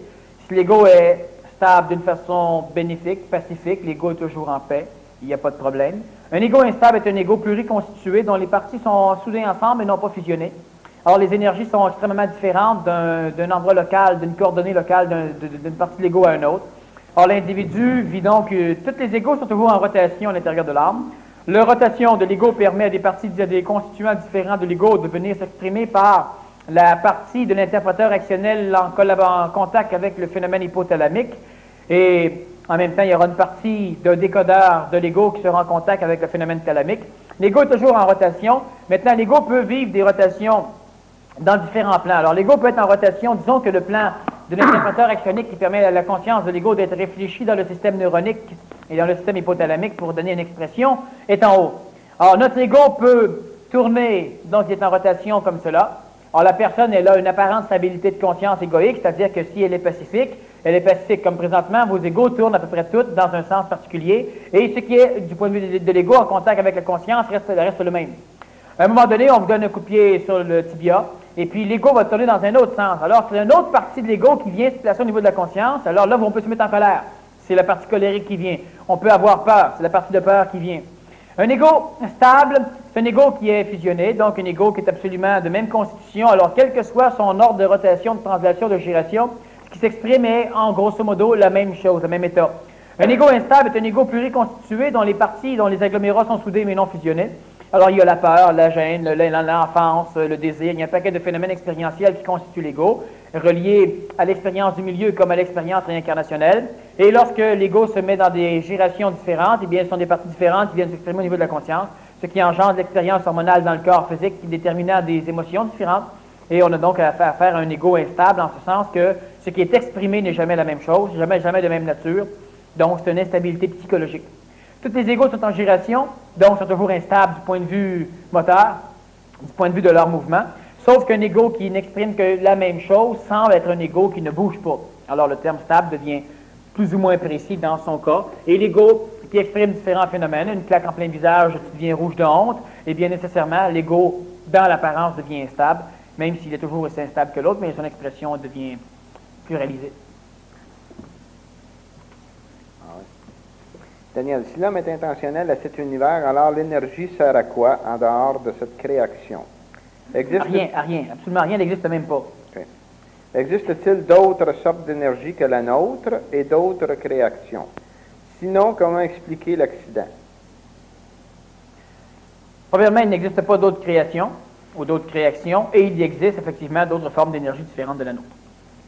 Est-ce qu'à ce niveau, rien n'existe, mais existe quand même puisqu'il y a de la création? Puisqu'il y a eu la création, pardon. Ça n'existe pas, même si c'est là. On peut se référer à la conférence de vendredi. C'est un autre paradoxe. Peut-être que je vais la relire, celle-là. Ouais. Alors, si l'homme est intentionnel, l'homme n'est pas intentionnel de par sa nature. Par contre, l'homme est prévu. Il est intentionnel par rapport à ce qu'il a engendré dans le contexte temporel. Intentionnel à cet univers, alors l'énergie sert à quoi? Ben, l'énergie, elle sert simplement à permettre à l'intentionnalité de pouvoir engendrer des formes, en l'occurrence l'homme. C'est très utile, l'énergie. Elle sert en même temps au déplacement. L'énergie sert à quoi en dehors de cette création? Absolument rien. L'énergie n'existe pas en dehors de la création. L'énergie, c'est un facteur de friction entre le temps et l'espace. Alors, existe-t-il d'autres sortes d'énergie que la nôtre? Eh oui, énormément. Et d'autres créations? Non. Sinon, comment expliquer l'accident? Ça n'a rien à voir. Si je dis oui, il y a d'autres créations, ça n'explique pas l'accident. Bon, il n'y en a pas. Et l'accident, on en a parlé vendredi. Est-ce qu'à ce niveau, rien n'existe? Au niveau de l'extra-créationnalité, rien n'existe effectivement. Mais existe quand même? Non, ça n'existe pas. Puisqu'il y a eu la création, ce n'est pas nécessaire qu'une chose existe pour engendrer quelque chose qui existe. Bon. Est-ce un autre paradoxe? Ce n'est pas un paradoxe non plus, ce sont des états différents. C'est comme de dire, la glace, elle a formé de l'eau liquide. Alors, pour que la glace devienne de l'eau liquide, il fallait donc que la glace soit liquide. Non. Est-ce que c'est un paradoxe? Non, c'est tout à fait différent. On parle de glace et on parle d'eau. On parle de pommes et on parle de poire. Les deux sont constitués de minéraux, les deux sont constitués de phénomènes carboniques, organiques. Mais ce n'est pas la même chose. Alors, lorsque l'on parle d'une chose qui n'existe pas parce qu'elle n'est pas limitée par le temps et par l'espace, donc elle n'est pas spatio-temporelle, elle n'est pas dimensionnalisée, nécessairement, ces choses-là contiennent ce que nous connaissons comme étant dimensionnalisé, les dimensions, les 13 dimensions de notre création, et les 4 les plus connues actuellement, la 5e dans les films. Lorsque nous parlons de l'extra-créationnalité, on ne peut absolument pas faire une projection de référence de ce que nous connaissons dans la création vers ce qui n'est pas de la création. Alors, ce n'est pas un paradoxe, c'est d'autres choses. Tu as déjà dit que le PMC, c'était comme un casse-tête mal fait que vous défaisiez pour le refaire, comme il faut. Qu'arrive-t-il si quelqu'un lâche le PMC quand le casse-tête est défait? Alors, premièrement, si une personne lâche le PMC quand le casse-tête est défait, il n'y arrive absolument rien parce que la personne est de toute façon reliée à un égrégore PMC qui va reformer le casse-tête plus ou moins comme il était avant, en lui laissant nécessairement des bribes neuves. Et si la personne lâche le PMC, c'est parce qu'elle a lâché le PMC, donc il n'y a vraiment pas de problème là. La seule chose qu'il y a, c'est qu'il y a des individus que j'avais avertis à un moment donné, ils étaient en PMC 3 et ils pouvaient commencer leur PMC 4 et s'ils le commençaient, je leur disais de ne pas lâcher avant le 6 ou de ne pas commencer le 4. Et il y a 2 ou 3 personnes qui ont effectivement lâché le PMC alors que je les avais mis en garde. Et il leur est arrivé un paquet de problèmes extrêmement emmerdants qui a été lentement dissous. Et après ces 2 ou 3 ans de lâchement de PMC, bien ça s'est replacé. Il y a certaines autres formes de cours que je prépare pour l'hiver qui vient. Et les individus qui vont vouloir commencer ce genre de cours, alors il faudra qu'ils signent un contrat comme quoi ils ne lâchent pas avant la fin du cours, parce que sinon ils ne peuvent pas commencer le cours. Et c'est un cours qui ne s'adressera pas nécessairement à tout le monde, qui va s'adresser aux individus qui sont prêts. Alors, c'est un peu comme ce que nous faisons présentement à la campagne. Eh bien, il y a des individus qui m'ont demandé, oui, mais est-ce que ça va réellement me transformer? Je leur ai dit, donnez-moi au moins 3 mois. Et la majorité de ceux qui m'ont posé la question, eh bien, ne se sont pas inscrits au cours. Il y a énormément d'individus qui ont peur du succès et de la réussite, puis ils préféreraient, j'avais l'air trop sûr de moi. Alors, ce sont des choses. Quand je mets en garde contre quelque chose, c'est que c'est sérieux. Sinon, il n'y a pas de problème. Alors, quand un individu, quand une personne, on lui permet de lâcher le PMC sans l'avoir mis en garde, c'est parce que le casse-tête à l'intérieur d'elle est correct. Il n'y a pas de problème. Il y a des individus qui sont rendus jusqu'en PMC 6, mais qui étaient quand même de valeur PMC 3. Alors, on ne les a pas mis en garde. Et maintenant, la nouvelle structure de cours, elle fait en sorte de frustrer un peu plus les gens. Quand un individu n'est pas prêt, je ne veux pas le voir là. C'est plus simple. Ah, nécessairement, c'est plus frustrant. Et puis, on me traite d'un paquet de noms, et puis on va voir ailleurs. C'est exactement ce que je veux. Je vais essayer de bien lire. Les personnalités ostocratiques attendent-elles dans l'astral, en 88, je pense, ici en 88, je ne suis pas sûr. Il n'y a plus grand roi et rêve. Si oui, qu'attendent... roi et reine, excuse. Roi et reine. Si oui, qu'attendent-ils pour se réincarner? Mais c'est assez difficile à lire. Mais la reine, c'était le rêve des rois. Les personnalités aristocratiques attendent-elles dans l'astral? Aristocratique. Aristo. Regarde comment ça va. Ah, ben oui. Bon. Alors, les personnalités aristocratiques attendent-elles dans l'astral? Il y en a quelques-unes qui sont déjà réincarnées à travers des génétiques de personnes qui sont capables de transmettre de l'aristocratie. La majorité attendent dans l'astral. En réalité, ils n'attendent pas dans l'astral, mais ils sont dans l'astral, ce qui n'est pas pareil. Il n'y a plus grand roi et reine. Ah, aujourd'hui, non, mais dans le monde de la mort, c'est pleine mémoire. Si oui, qu'attendent-ils pour se réincarner? Ils n'attendent rien pour se réincarner, comme je vous viens de vous dire, ils n'attendent pas dans le monde astral, ils sont dans le monde astral, ils n'attendent pas, pas de conscience. Alors, qu'est-ce qui fait qu'ils ne se réincarnent pas immédiatement? Ben, il faut qu'un facteur planétaire les attire. Parce que vu que les autres n'ont pas d'intentionnalité, dans le monde de la mort, on ne choisit jamais sa réincarnation. Quand on est attiré, eh bien, on y va. C'est comme l'être humain. Quand il est attiré, il y va. L'être humain n'attend pas de tomber en amour. Il n'est pas en amour. Quand il est en amour, il n'attend plus, il y va. Alors, c'est un peu la même affaire. Quand l'attraction commence, quand certains corps physiques de personnes en phase d'anégoïsation vont commencer à attirer ces personnalités, eh bien, elles vont se réincarner. Mais Daniel, il y a sur la planète des endroits où, en apparence, c'est un mot dangereux, ça, où, en apparence, où il y a en apparence des réincarnations de gens aristocratiques. Exact, je prends, en par apparence. exemple, oui, c'est ça, c'est pas vérifiable là, pour l'instant, mais je prends par exemple une ville comme Bel Air en Californie, où il y a énormément d'aristocratie. Il y a certainement des réincarnations aristocratiques à cette ville-là. Bon, alors vu que Bel Air est loin, on peut en parler un peu. Pas Mario, là. Non, je sais. Il y a des génétiques physiques qui ont été conservées du point de vue de l'attitude mentale, du point de vue de, non pas des lignées sanguines, mais des lignées mentales.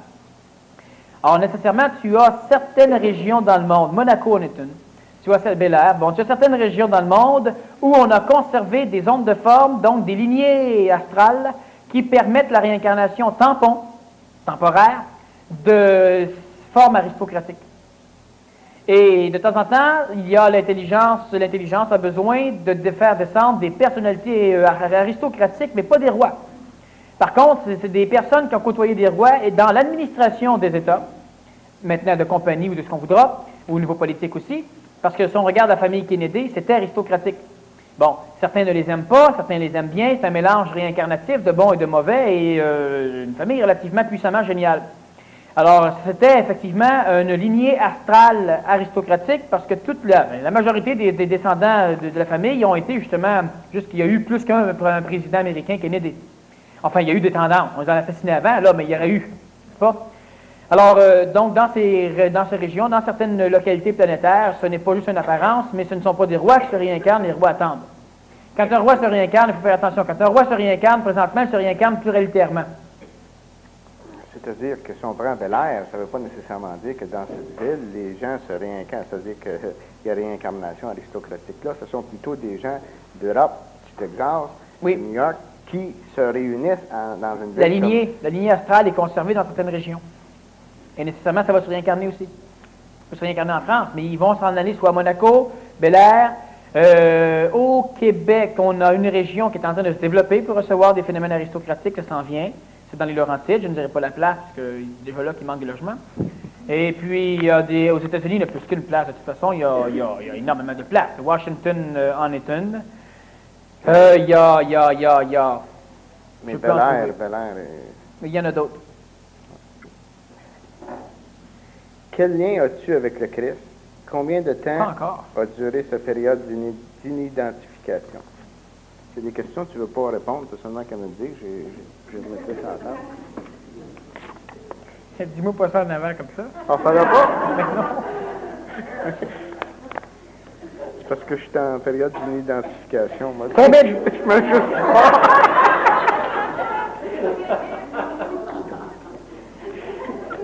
Il faudra changer l'intervieweur. Bon.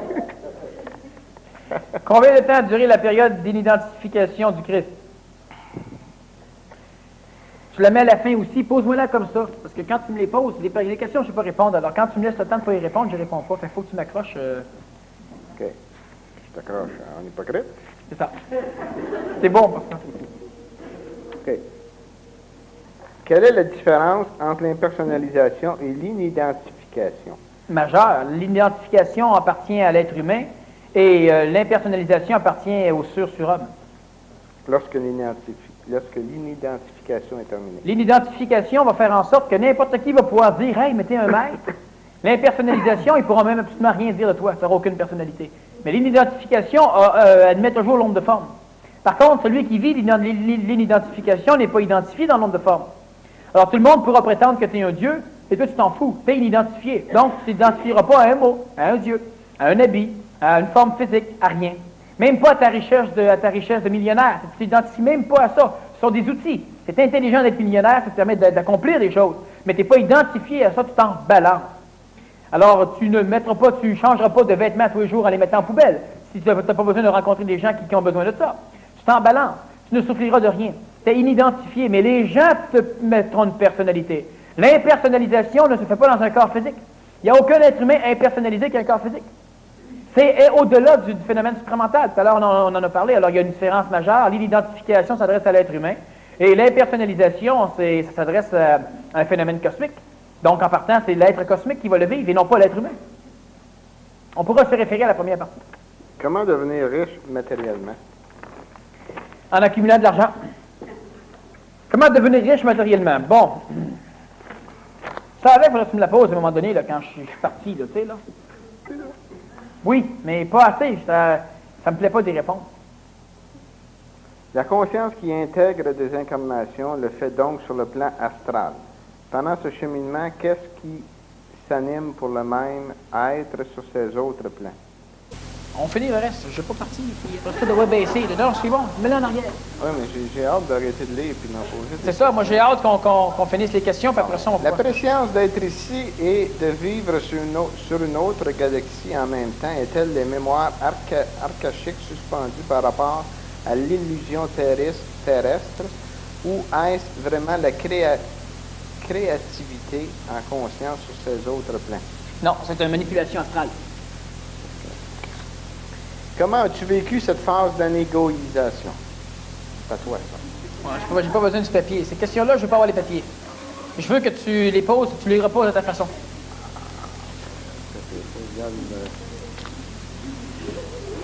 C'est ça. OK, moi, j'aimerais revenir sur un point que tu as parlé en première partie.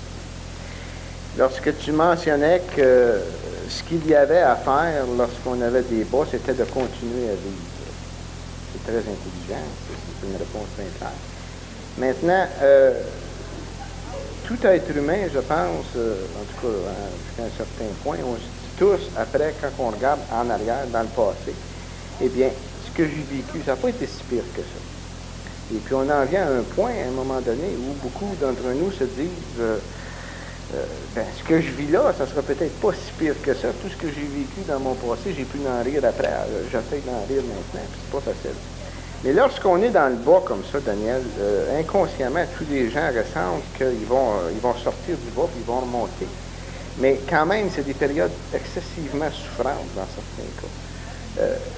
C'est extrêmement souffrant parce que l'ego, l'être humain, est totalement identifié à son problème de merde.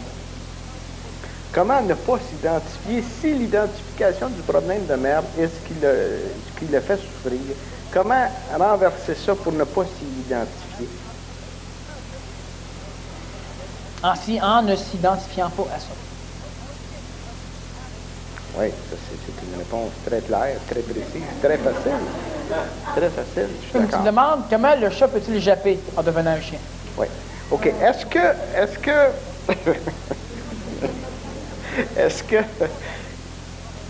que tu pourrais préconiser des méthodes pour l'ensemble des personnes qui, disons, rendues à un certain point, sont dans la merde, puis qui sont capables, je suis sûr que les gens qui sont ici, Daniel, la majorité des gens ne voient pas la merde de la même façon que les autres. Il y a la voix plus brune. Mais quand même, elle est difficile, elle est très difficile, parce que des fois, elle est de plus en plus forte.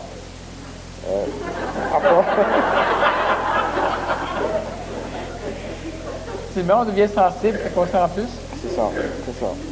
Mais, tu sais, c'est bien beau de dire ça, comme ci, comme ça, ainsi de suite, mais quand même, il y a certainement des clés, Daniel, que tu pourrais nous sortir en fouillant quelque part pour nous permettre de passer à travers ces périodes-là plus facilement. Effectivement. À toi la parole. C'est un salaud aussi. Hein? Bon. Premièrement, prier, c'en est une. C'en est une. Alors, je vais passer certaines clés, là, puis on va voir si en fouillant quelque part, je peux en trouver des nouvelles. Prier. Quand tu es plus évolué, tu pries plus, tu te drogues ou tu bois. Des moyens, ça, là. Quand tu es dans le fin fond du trou. Quand tu es plus ou plus? Quand tu es plus, OK. tu pries plus, tu te drogues. Quand tu es encore plus évolué, tu ne te drogues plus de surpris. OK? Et quand tu es encore plus évolué, tu stagnes. T'attends.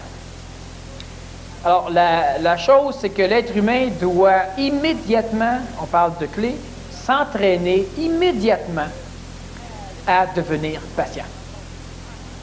Parce que quand on est dans le fin fond du bas du trou, tout ce qui reste d'utilisable par l'homme, c'est ce qu'il a cellularisé. Parce que l'être humain ne peut pas réfléchir, il ne peut pas se convaincre, il ne peut pas se motiver, il ne peut pas rien faire. Il prie. Alors, l'instinct, la mécanique qui reste à l'intérieur de l'homme, elle va être la seule. Si l'être humain n'a pas cellularisé le fait qu'il doit absolument rester vivant, il peut se suicider. Chez d'autres êtres humains, le suicide ne deviendra jamais l'idée. Chez d'autres êtres humains, ils ne boiront pas, ils ne se drogueront pas. Ils vont crier, ils vont chialer. C'est tout. Parce que c'est cellularisé chez eux le fait de ne pas boire, de ne pas oblitérer leur pensée ou leur conscience et de ne pas se suicider. Alors, on doit immédiatement cellulariser une chose, c'est la patience. On doit comprendre que l'être humain n'a pas de libre arbitre, pas juste l'apprendre, on doit le comprendre.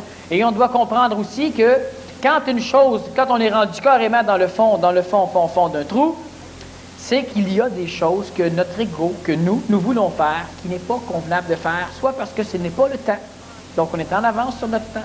Il y a des individus qui se font massacrer complètement, simplement parce qu'ils sont trop puissants. Trop puissants avec de l'ego, donc leur ego, prenant la puissance, la transformant en pouvoir, ils voudront accomplir des choses que ce n'est pas le temps qu'ils accomplissent.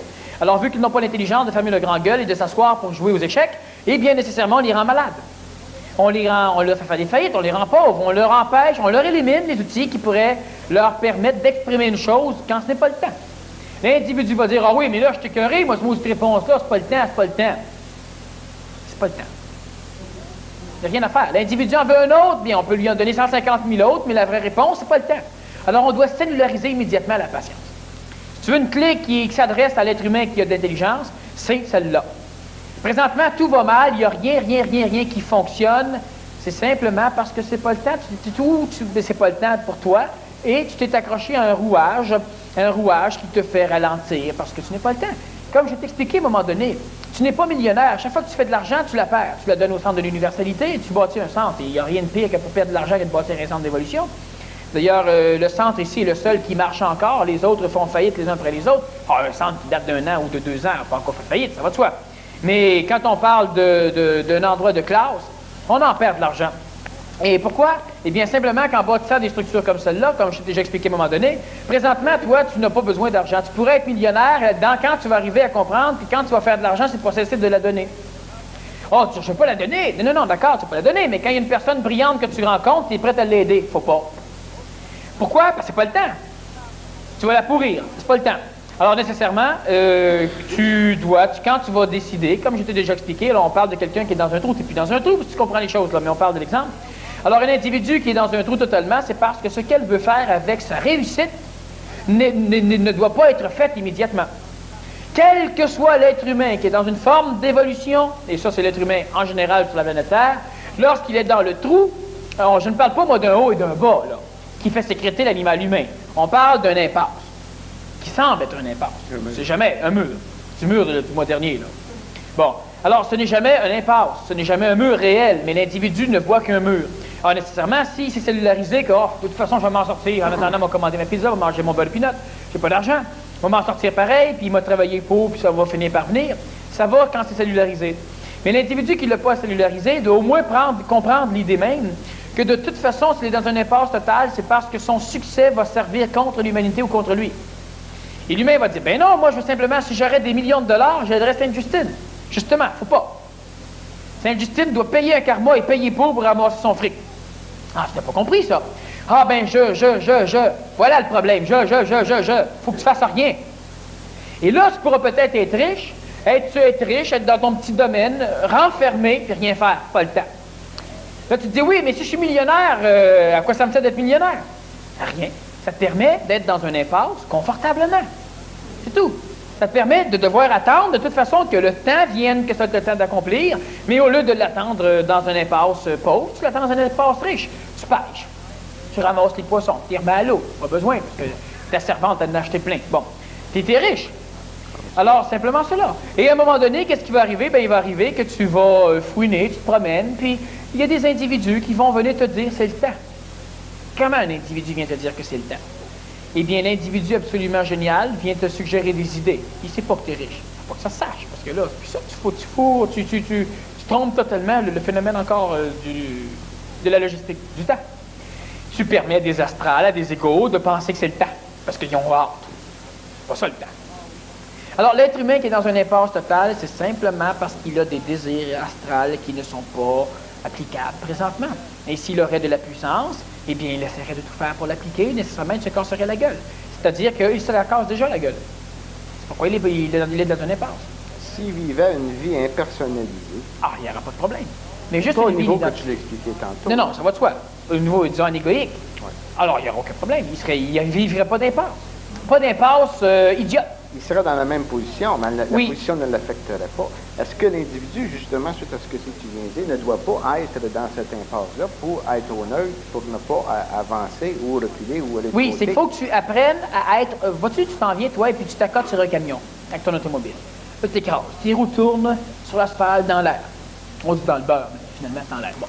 Alors, ça tourne. Tu veux avancer, ça avance pas. Ben, c'est ça. Par contre, tu peux aussi simplement te mettre sur le neutre. Ou simplement conserver une vitesse, te mettre sur le contrôleur de croisière, puis suivre le camion, sans t'accoter dessus. Tu n'uses plus d'essence, tu n'uses plus tes pneus, tu n'uses plus ton moteur, tu n'uses plus ton différentiel, tu n'uses plus ta transmission, tu n'uses plus rien. Et là, tu es beaucoup plus confortable. Tandis que, parce que tu n'es pas là en sacrant, puis en chiolant, puis en gueulant après le gars, puis en usant tout, puis envoyer ton thermostat monter, puis tout ça, ton thermomètre monter. Il n'y a plus de problème. Alors, l'individu qui est dans un impasse totale, c'est toujours, il n'y a pas d'exception. L'intelligence, elle manipule les forces archangéliques astrales pour que l'être humain sécrète en tant qu'animal humain et il vidéo des bas. Quand tu vis un bas, c'est que tu es important cosmiquement. Tu es un danger planétaire, un danger humanitaire. En ce sens que tu n'as pas la faculté d'accomplir les plans archangéliques et tu n'as pas non plus la faculté d'accomplir les plans melchisédiens. Donc, nécessairement, tu es un danger, c'est-à-dire que tu es un trouble fête. Tu n'es pas dans ton temps. Et comment on fait pour devenir dans son temps? Eh bien, on attend que toute l'humanité s'avance pour qu'elle nous rattrape. Mais comment on prend des vacances en attendant que l'humanité nous rattrape? Des vacances de 2, 3, 10, 15, 20, 50 ans. Et des fois, c'est 2, 3 vies. Comment on fait pour prendre des vacances confortables en attendant que l'humanité nous rattrape? eh bien, on décide de déterminer, si je te vois venir, tu ne vas pas venir encore parce que je n'ai pas dit ce que j'allais dire, mais... Alors, on doit s'arranger pour déterminer de quelle façon on peut sonder le temps pour savoir si c'est le temps. En attendant, on prend les vacances. Comment fait-on ça? Comment trouver une façon pour sonder le temps de façon à ce qu'on en est à agir au moment où c'est le temps? Bon. Alors, on est dans une impasse totale, une impasse emmerdeux où on est malade. C'est une impasse. Une impasse où on n'a pas d'argent, on n'arrive pas à être riche matériellement, on n'arrive pas à avoir les bons amis, les bonnes personnes pour vivre, pour communiquer. On est toujours un petit peu martyr de la transition malgré qu'on s'organise. Tout va mal. Tout va mal.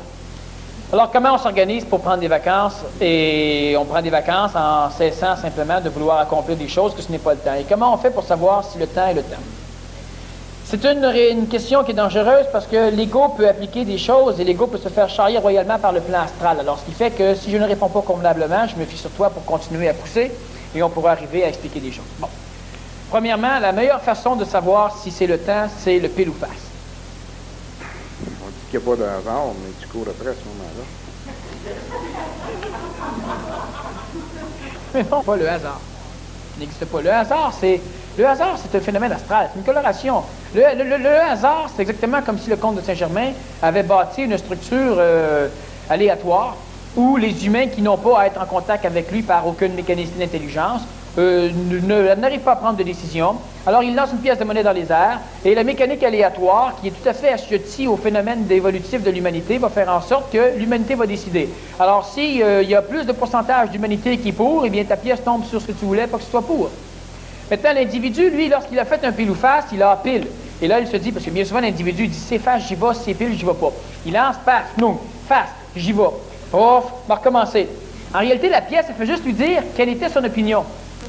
Parce qu'il espère qu'elle va tomber sur ce qu'il a besoin. Il veut une confirmation. La pièce de monnaie devient un maître. Comme souvent, on me pose des questions pour se voir confirmer.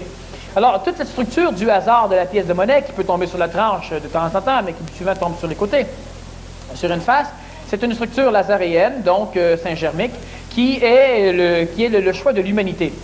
Maintenant, pourquoi on va dire, ben oui, mais si c'est le choix de l'humanité, il devrait toujours retomber sur le même côté. Mais à l'instant où tu as pris une décision, l'humanité est colorée, au niveau astral. Alors, la pièce peut retomber du même côté, si ce n'est pas suffisamment coloré, elle peut aussi tomber sur un autre côté. On parle du hasard.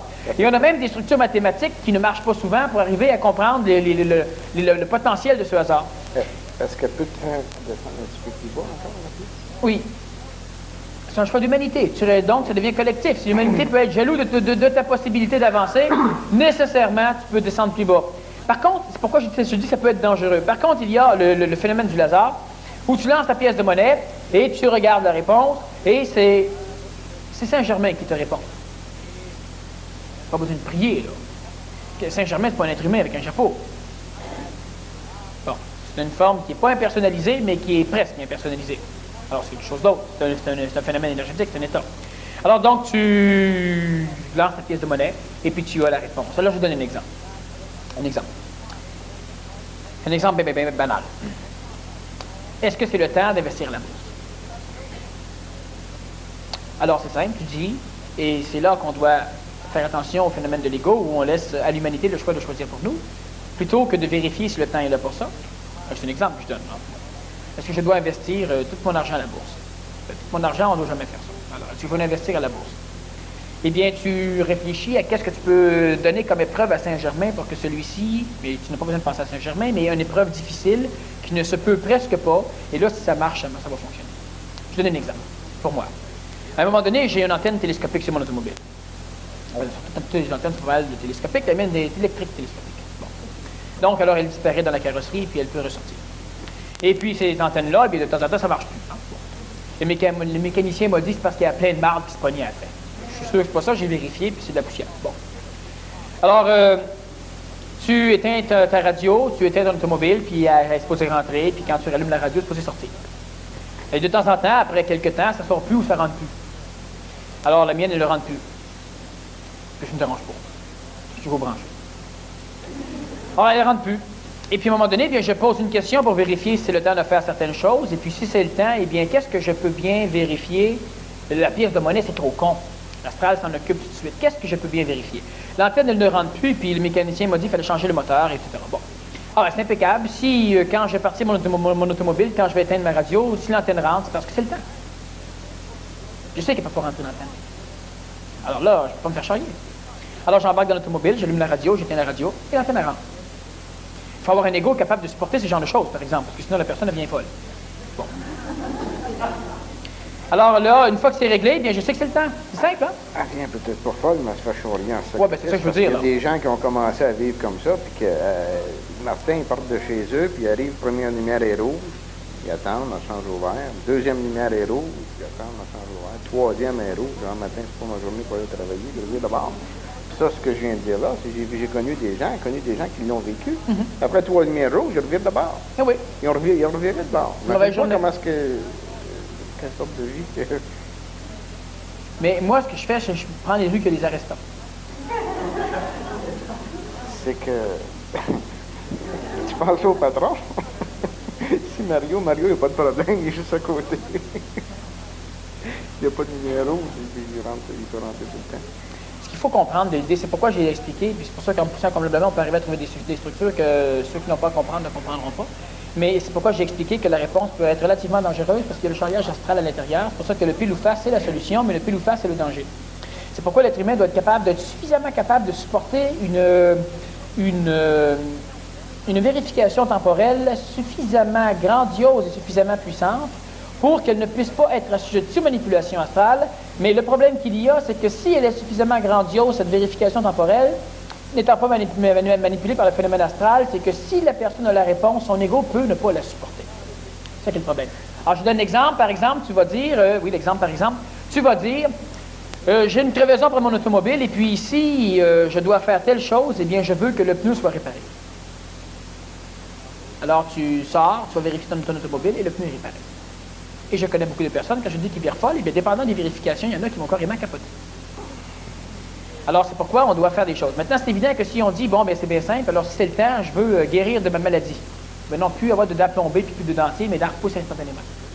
Si tu demandes un phénomène qui n'est pas intelligent, qui va trop égoïser ton ego, qui va trop te donner de pouvoir, qui va trop donner l'impression que tu peux manipuler n'importe quoi, que tu peux te prendre effectivement pour un autre, ou encore qui va traumatiser tous ceux qui vont vivre avec toi, eh bien, ça ne marchera pas. Tu n'as pas pris la bonne. Alors, qu'est-ce qu'on doit faire? C'est qu'on doit attendre que une forme d'intuition se développe chez soi, et on doit poser la question convenablement pour avoir une réponse convenable. Et nécessairement, on va savoir si c'est le temps. Alors, toi, tu es pêcheur dans ton domaine, et puis tu pêches, et puis tu te dis simplement, eh bien, j'ai toujours attrapé des poissons de 2 livres, et bien là, maintenant, je veux savoir si c'est le temps que je fasse des conférences. Eh bien, si je pêche aujourd'hui et aucun poisson ne mord, ce qui n'arrive à peu près jamais, eh bien, ça va me permettre de réfléchir. Parce qu'il faut justement, il faut être anégoïque. Ça va me permettre de réfléchir. Et dans la journée, il n'y a aucun poisson qui mord. C'est intéressant. Eh bien, maintenant, je vais là et je veux qu'en 5 minutes, je chronomètre qu'un poisson mord. Et ça mord. Là, tu élimines de plus en plus le phénomène du hasard. Ça devient intelligent. Ça devient le hasard. L'intelligence te suit. Il y a une logistique dans les réponses. C'est pas aléatoire. Il y a une logistique. Alors, tu dis, bon, ben c'est très intéressant. Et maintenant, je vais... Et tu continues à trouver des choses.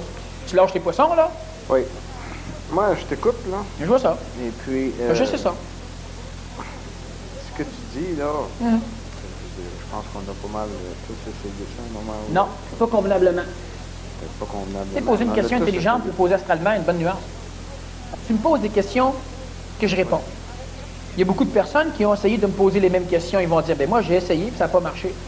Mais la question n'était pas posée de la même façon. À toi? Alors, c'est la même chose au niveau de ces structures-là. Tu poses ta question quand même. Absolument. Je ne dis pas que ça ne fonctionne pas, Daniel. C'est pas ça que je veux dire. Seulement que je conviens avec toi, c'est très dangereux de commencer à jouer ce jeu-là. Ah oui. Parce que... Mais c'est la seule façon. Il faut avoir le... C'est la seule façon. Ben, tu as le choix. Tu es dans un impasse, oui, mais carrément dans la rue.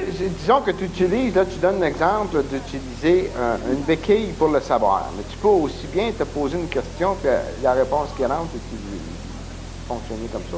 Il y a plus de danger comme ça de se faire charrier par l'astral. Oui, c'est dans les mêmes méthodes, mais est-ce que c'est que... N'est-ce pas? C'est assez pénible. Oui, absolument. Moi, je n'ai rien contre ça. c'est parfait. Pour ceux que ça marche, c'est le numéro 1. Ceux qui sont capables de le faire marcher correctement, c'est parfait. Mais je conviens avec toi, c'est très dangereux. Maintenant, ça, c'était le numéro 1.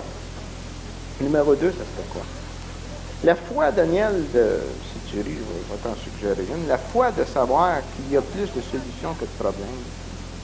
Pas une petite foi là, astrale, là, mais la foi ancrée, une cellularisation, pour utiliser tes mots, si c'est dans cellularisé, l'individu qu'il y a plus de solutions que de problèmes, puis il y en a un quand ce sera le temps qui va passer, puis qui va venir... oui, moi, ce que j'ai amené comme réponse, c'était la façon d'arriver à ne pas vivre d'impasse merdeux. Bon, ce que tu me suggères présentement comme deuxième phénomène, c'est que tu vis dans un impasse extrêmement pénible et tu te motives, effectivement, comme tout à l'heure je t'ai dit, c'est l'individu qui a des cellularisations convenables qui lui permettent d'éliminer la peur de l'anti-homme de mourir, et c'est lui qui tue le corps physique pour y intégrer le monde de la mort. Si le corps a suffisamment de cellularisation, l'anti-homme ne pourra pas s'exprimer convenablement pour empêcher le corps de mourir, pour empêcher le corps de vivre plutôt, et nécessairement ça peut aller. Alors on parle de foi. La foi, il y a différentes formes de foi. Il y a la foi spirituelle, qui est une croyance exagérée dans un concept, mais il y a aussi une foi qui est une résonance vibratoire entre une condition existentielle puis l'être humain qui observe.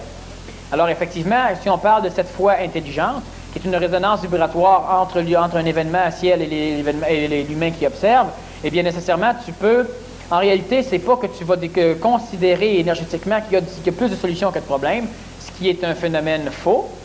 Par contre, tu vas vibrer que un avenir potentiel vers lequel tu te diriges, qui est un avenir où tu en es sorti.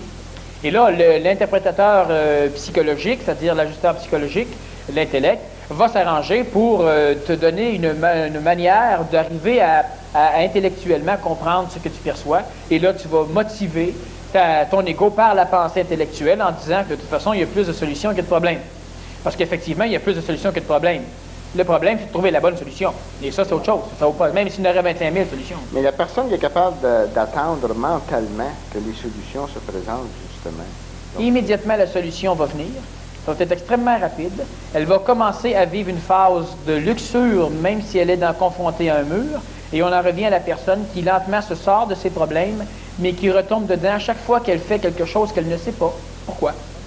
Et c'est là que je te dis que c'est parce que la personne, elle fait des choses archangéliquement ou melchisédiquement dangereuses, et à l'encontre des forces melchisédiennes ou des forces archangéliques. Et nécessairement, l'individu devra faire ce que je viens de dire, être peut-être millionnaire si elle le veut, mais attendre en jaugeant en le temps de temps en temps. Et maintenant, on revient à la question, comment faire pour savoir si c'est le temps en lançant une pièce dans les airs. À ce moment-là, la personne, avec l'exemple dont tu viens de mentionner, archangélique, la personne personnifie des énergies cosmiques. Non. Elle décide qu'elle va faire quelque chose. Pas si elle était plus impersonnelle, elle laisserait ce qui a à être fait. Ah, ça fait. En tout cas, pour au moins lire le livre. Non, ça n'a pas à faire. Non, je sais. Mais, non. L'individu qui est dans un impasse est un individu qui inconsciemment veut faire des choses dangereuses. L'individu qui consciemment veut le faire est un individu manipulé par des forces archangéliques qui le missionnent à faire des choses. Alors l'individu, c'est inconscient. Oh, il est conscient qu'il veut peut-être donner de l'argent à Sainte-Justine, mais il n'est pas conscient qu'il veut sauver l'humanité. C'est nuancé. Par contre, l'individu qui consciemment veut convertir les fidèles, leur apporter la bonne nouvelle, sauver tout le monde, lui est missionné par une force extraterrestre astralisée ou par une force céleste astralisée.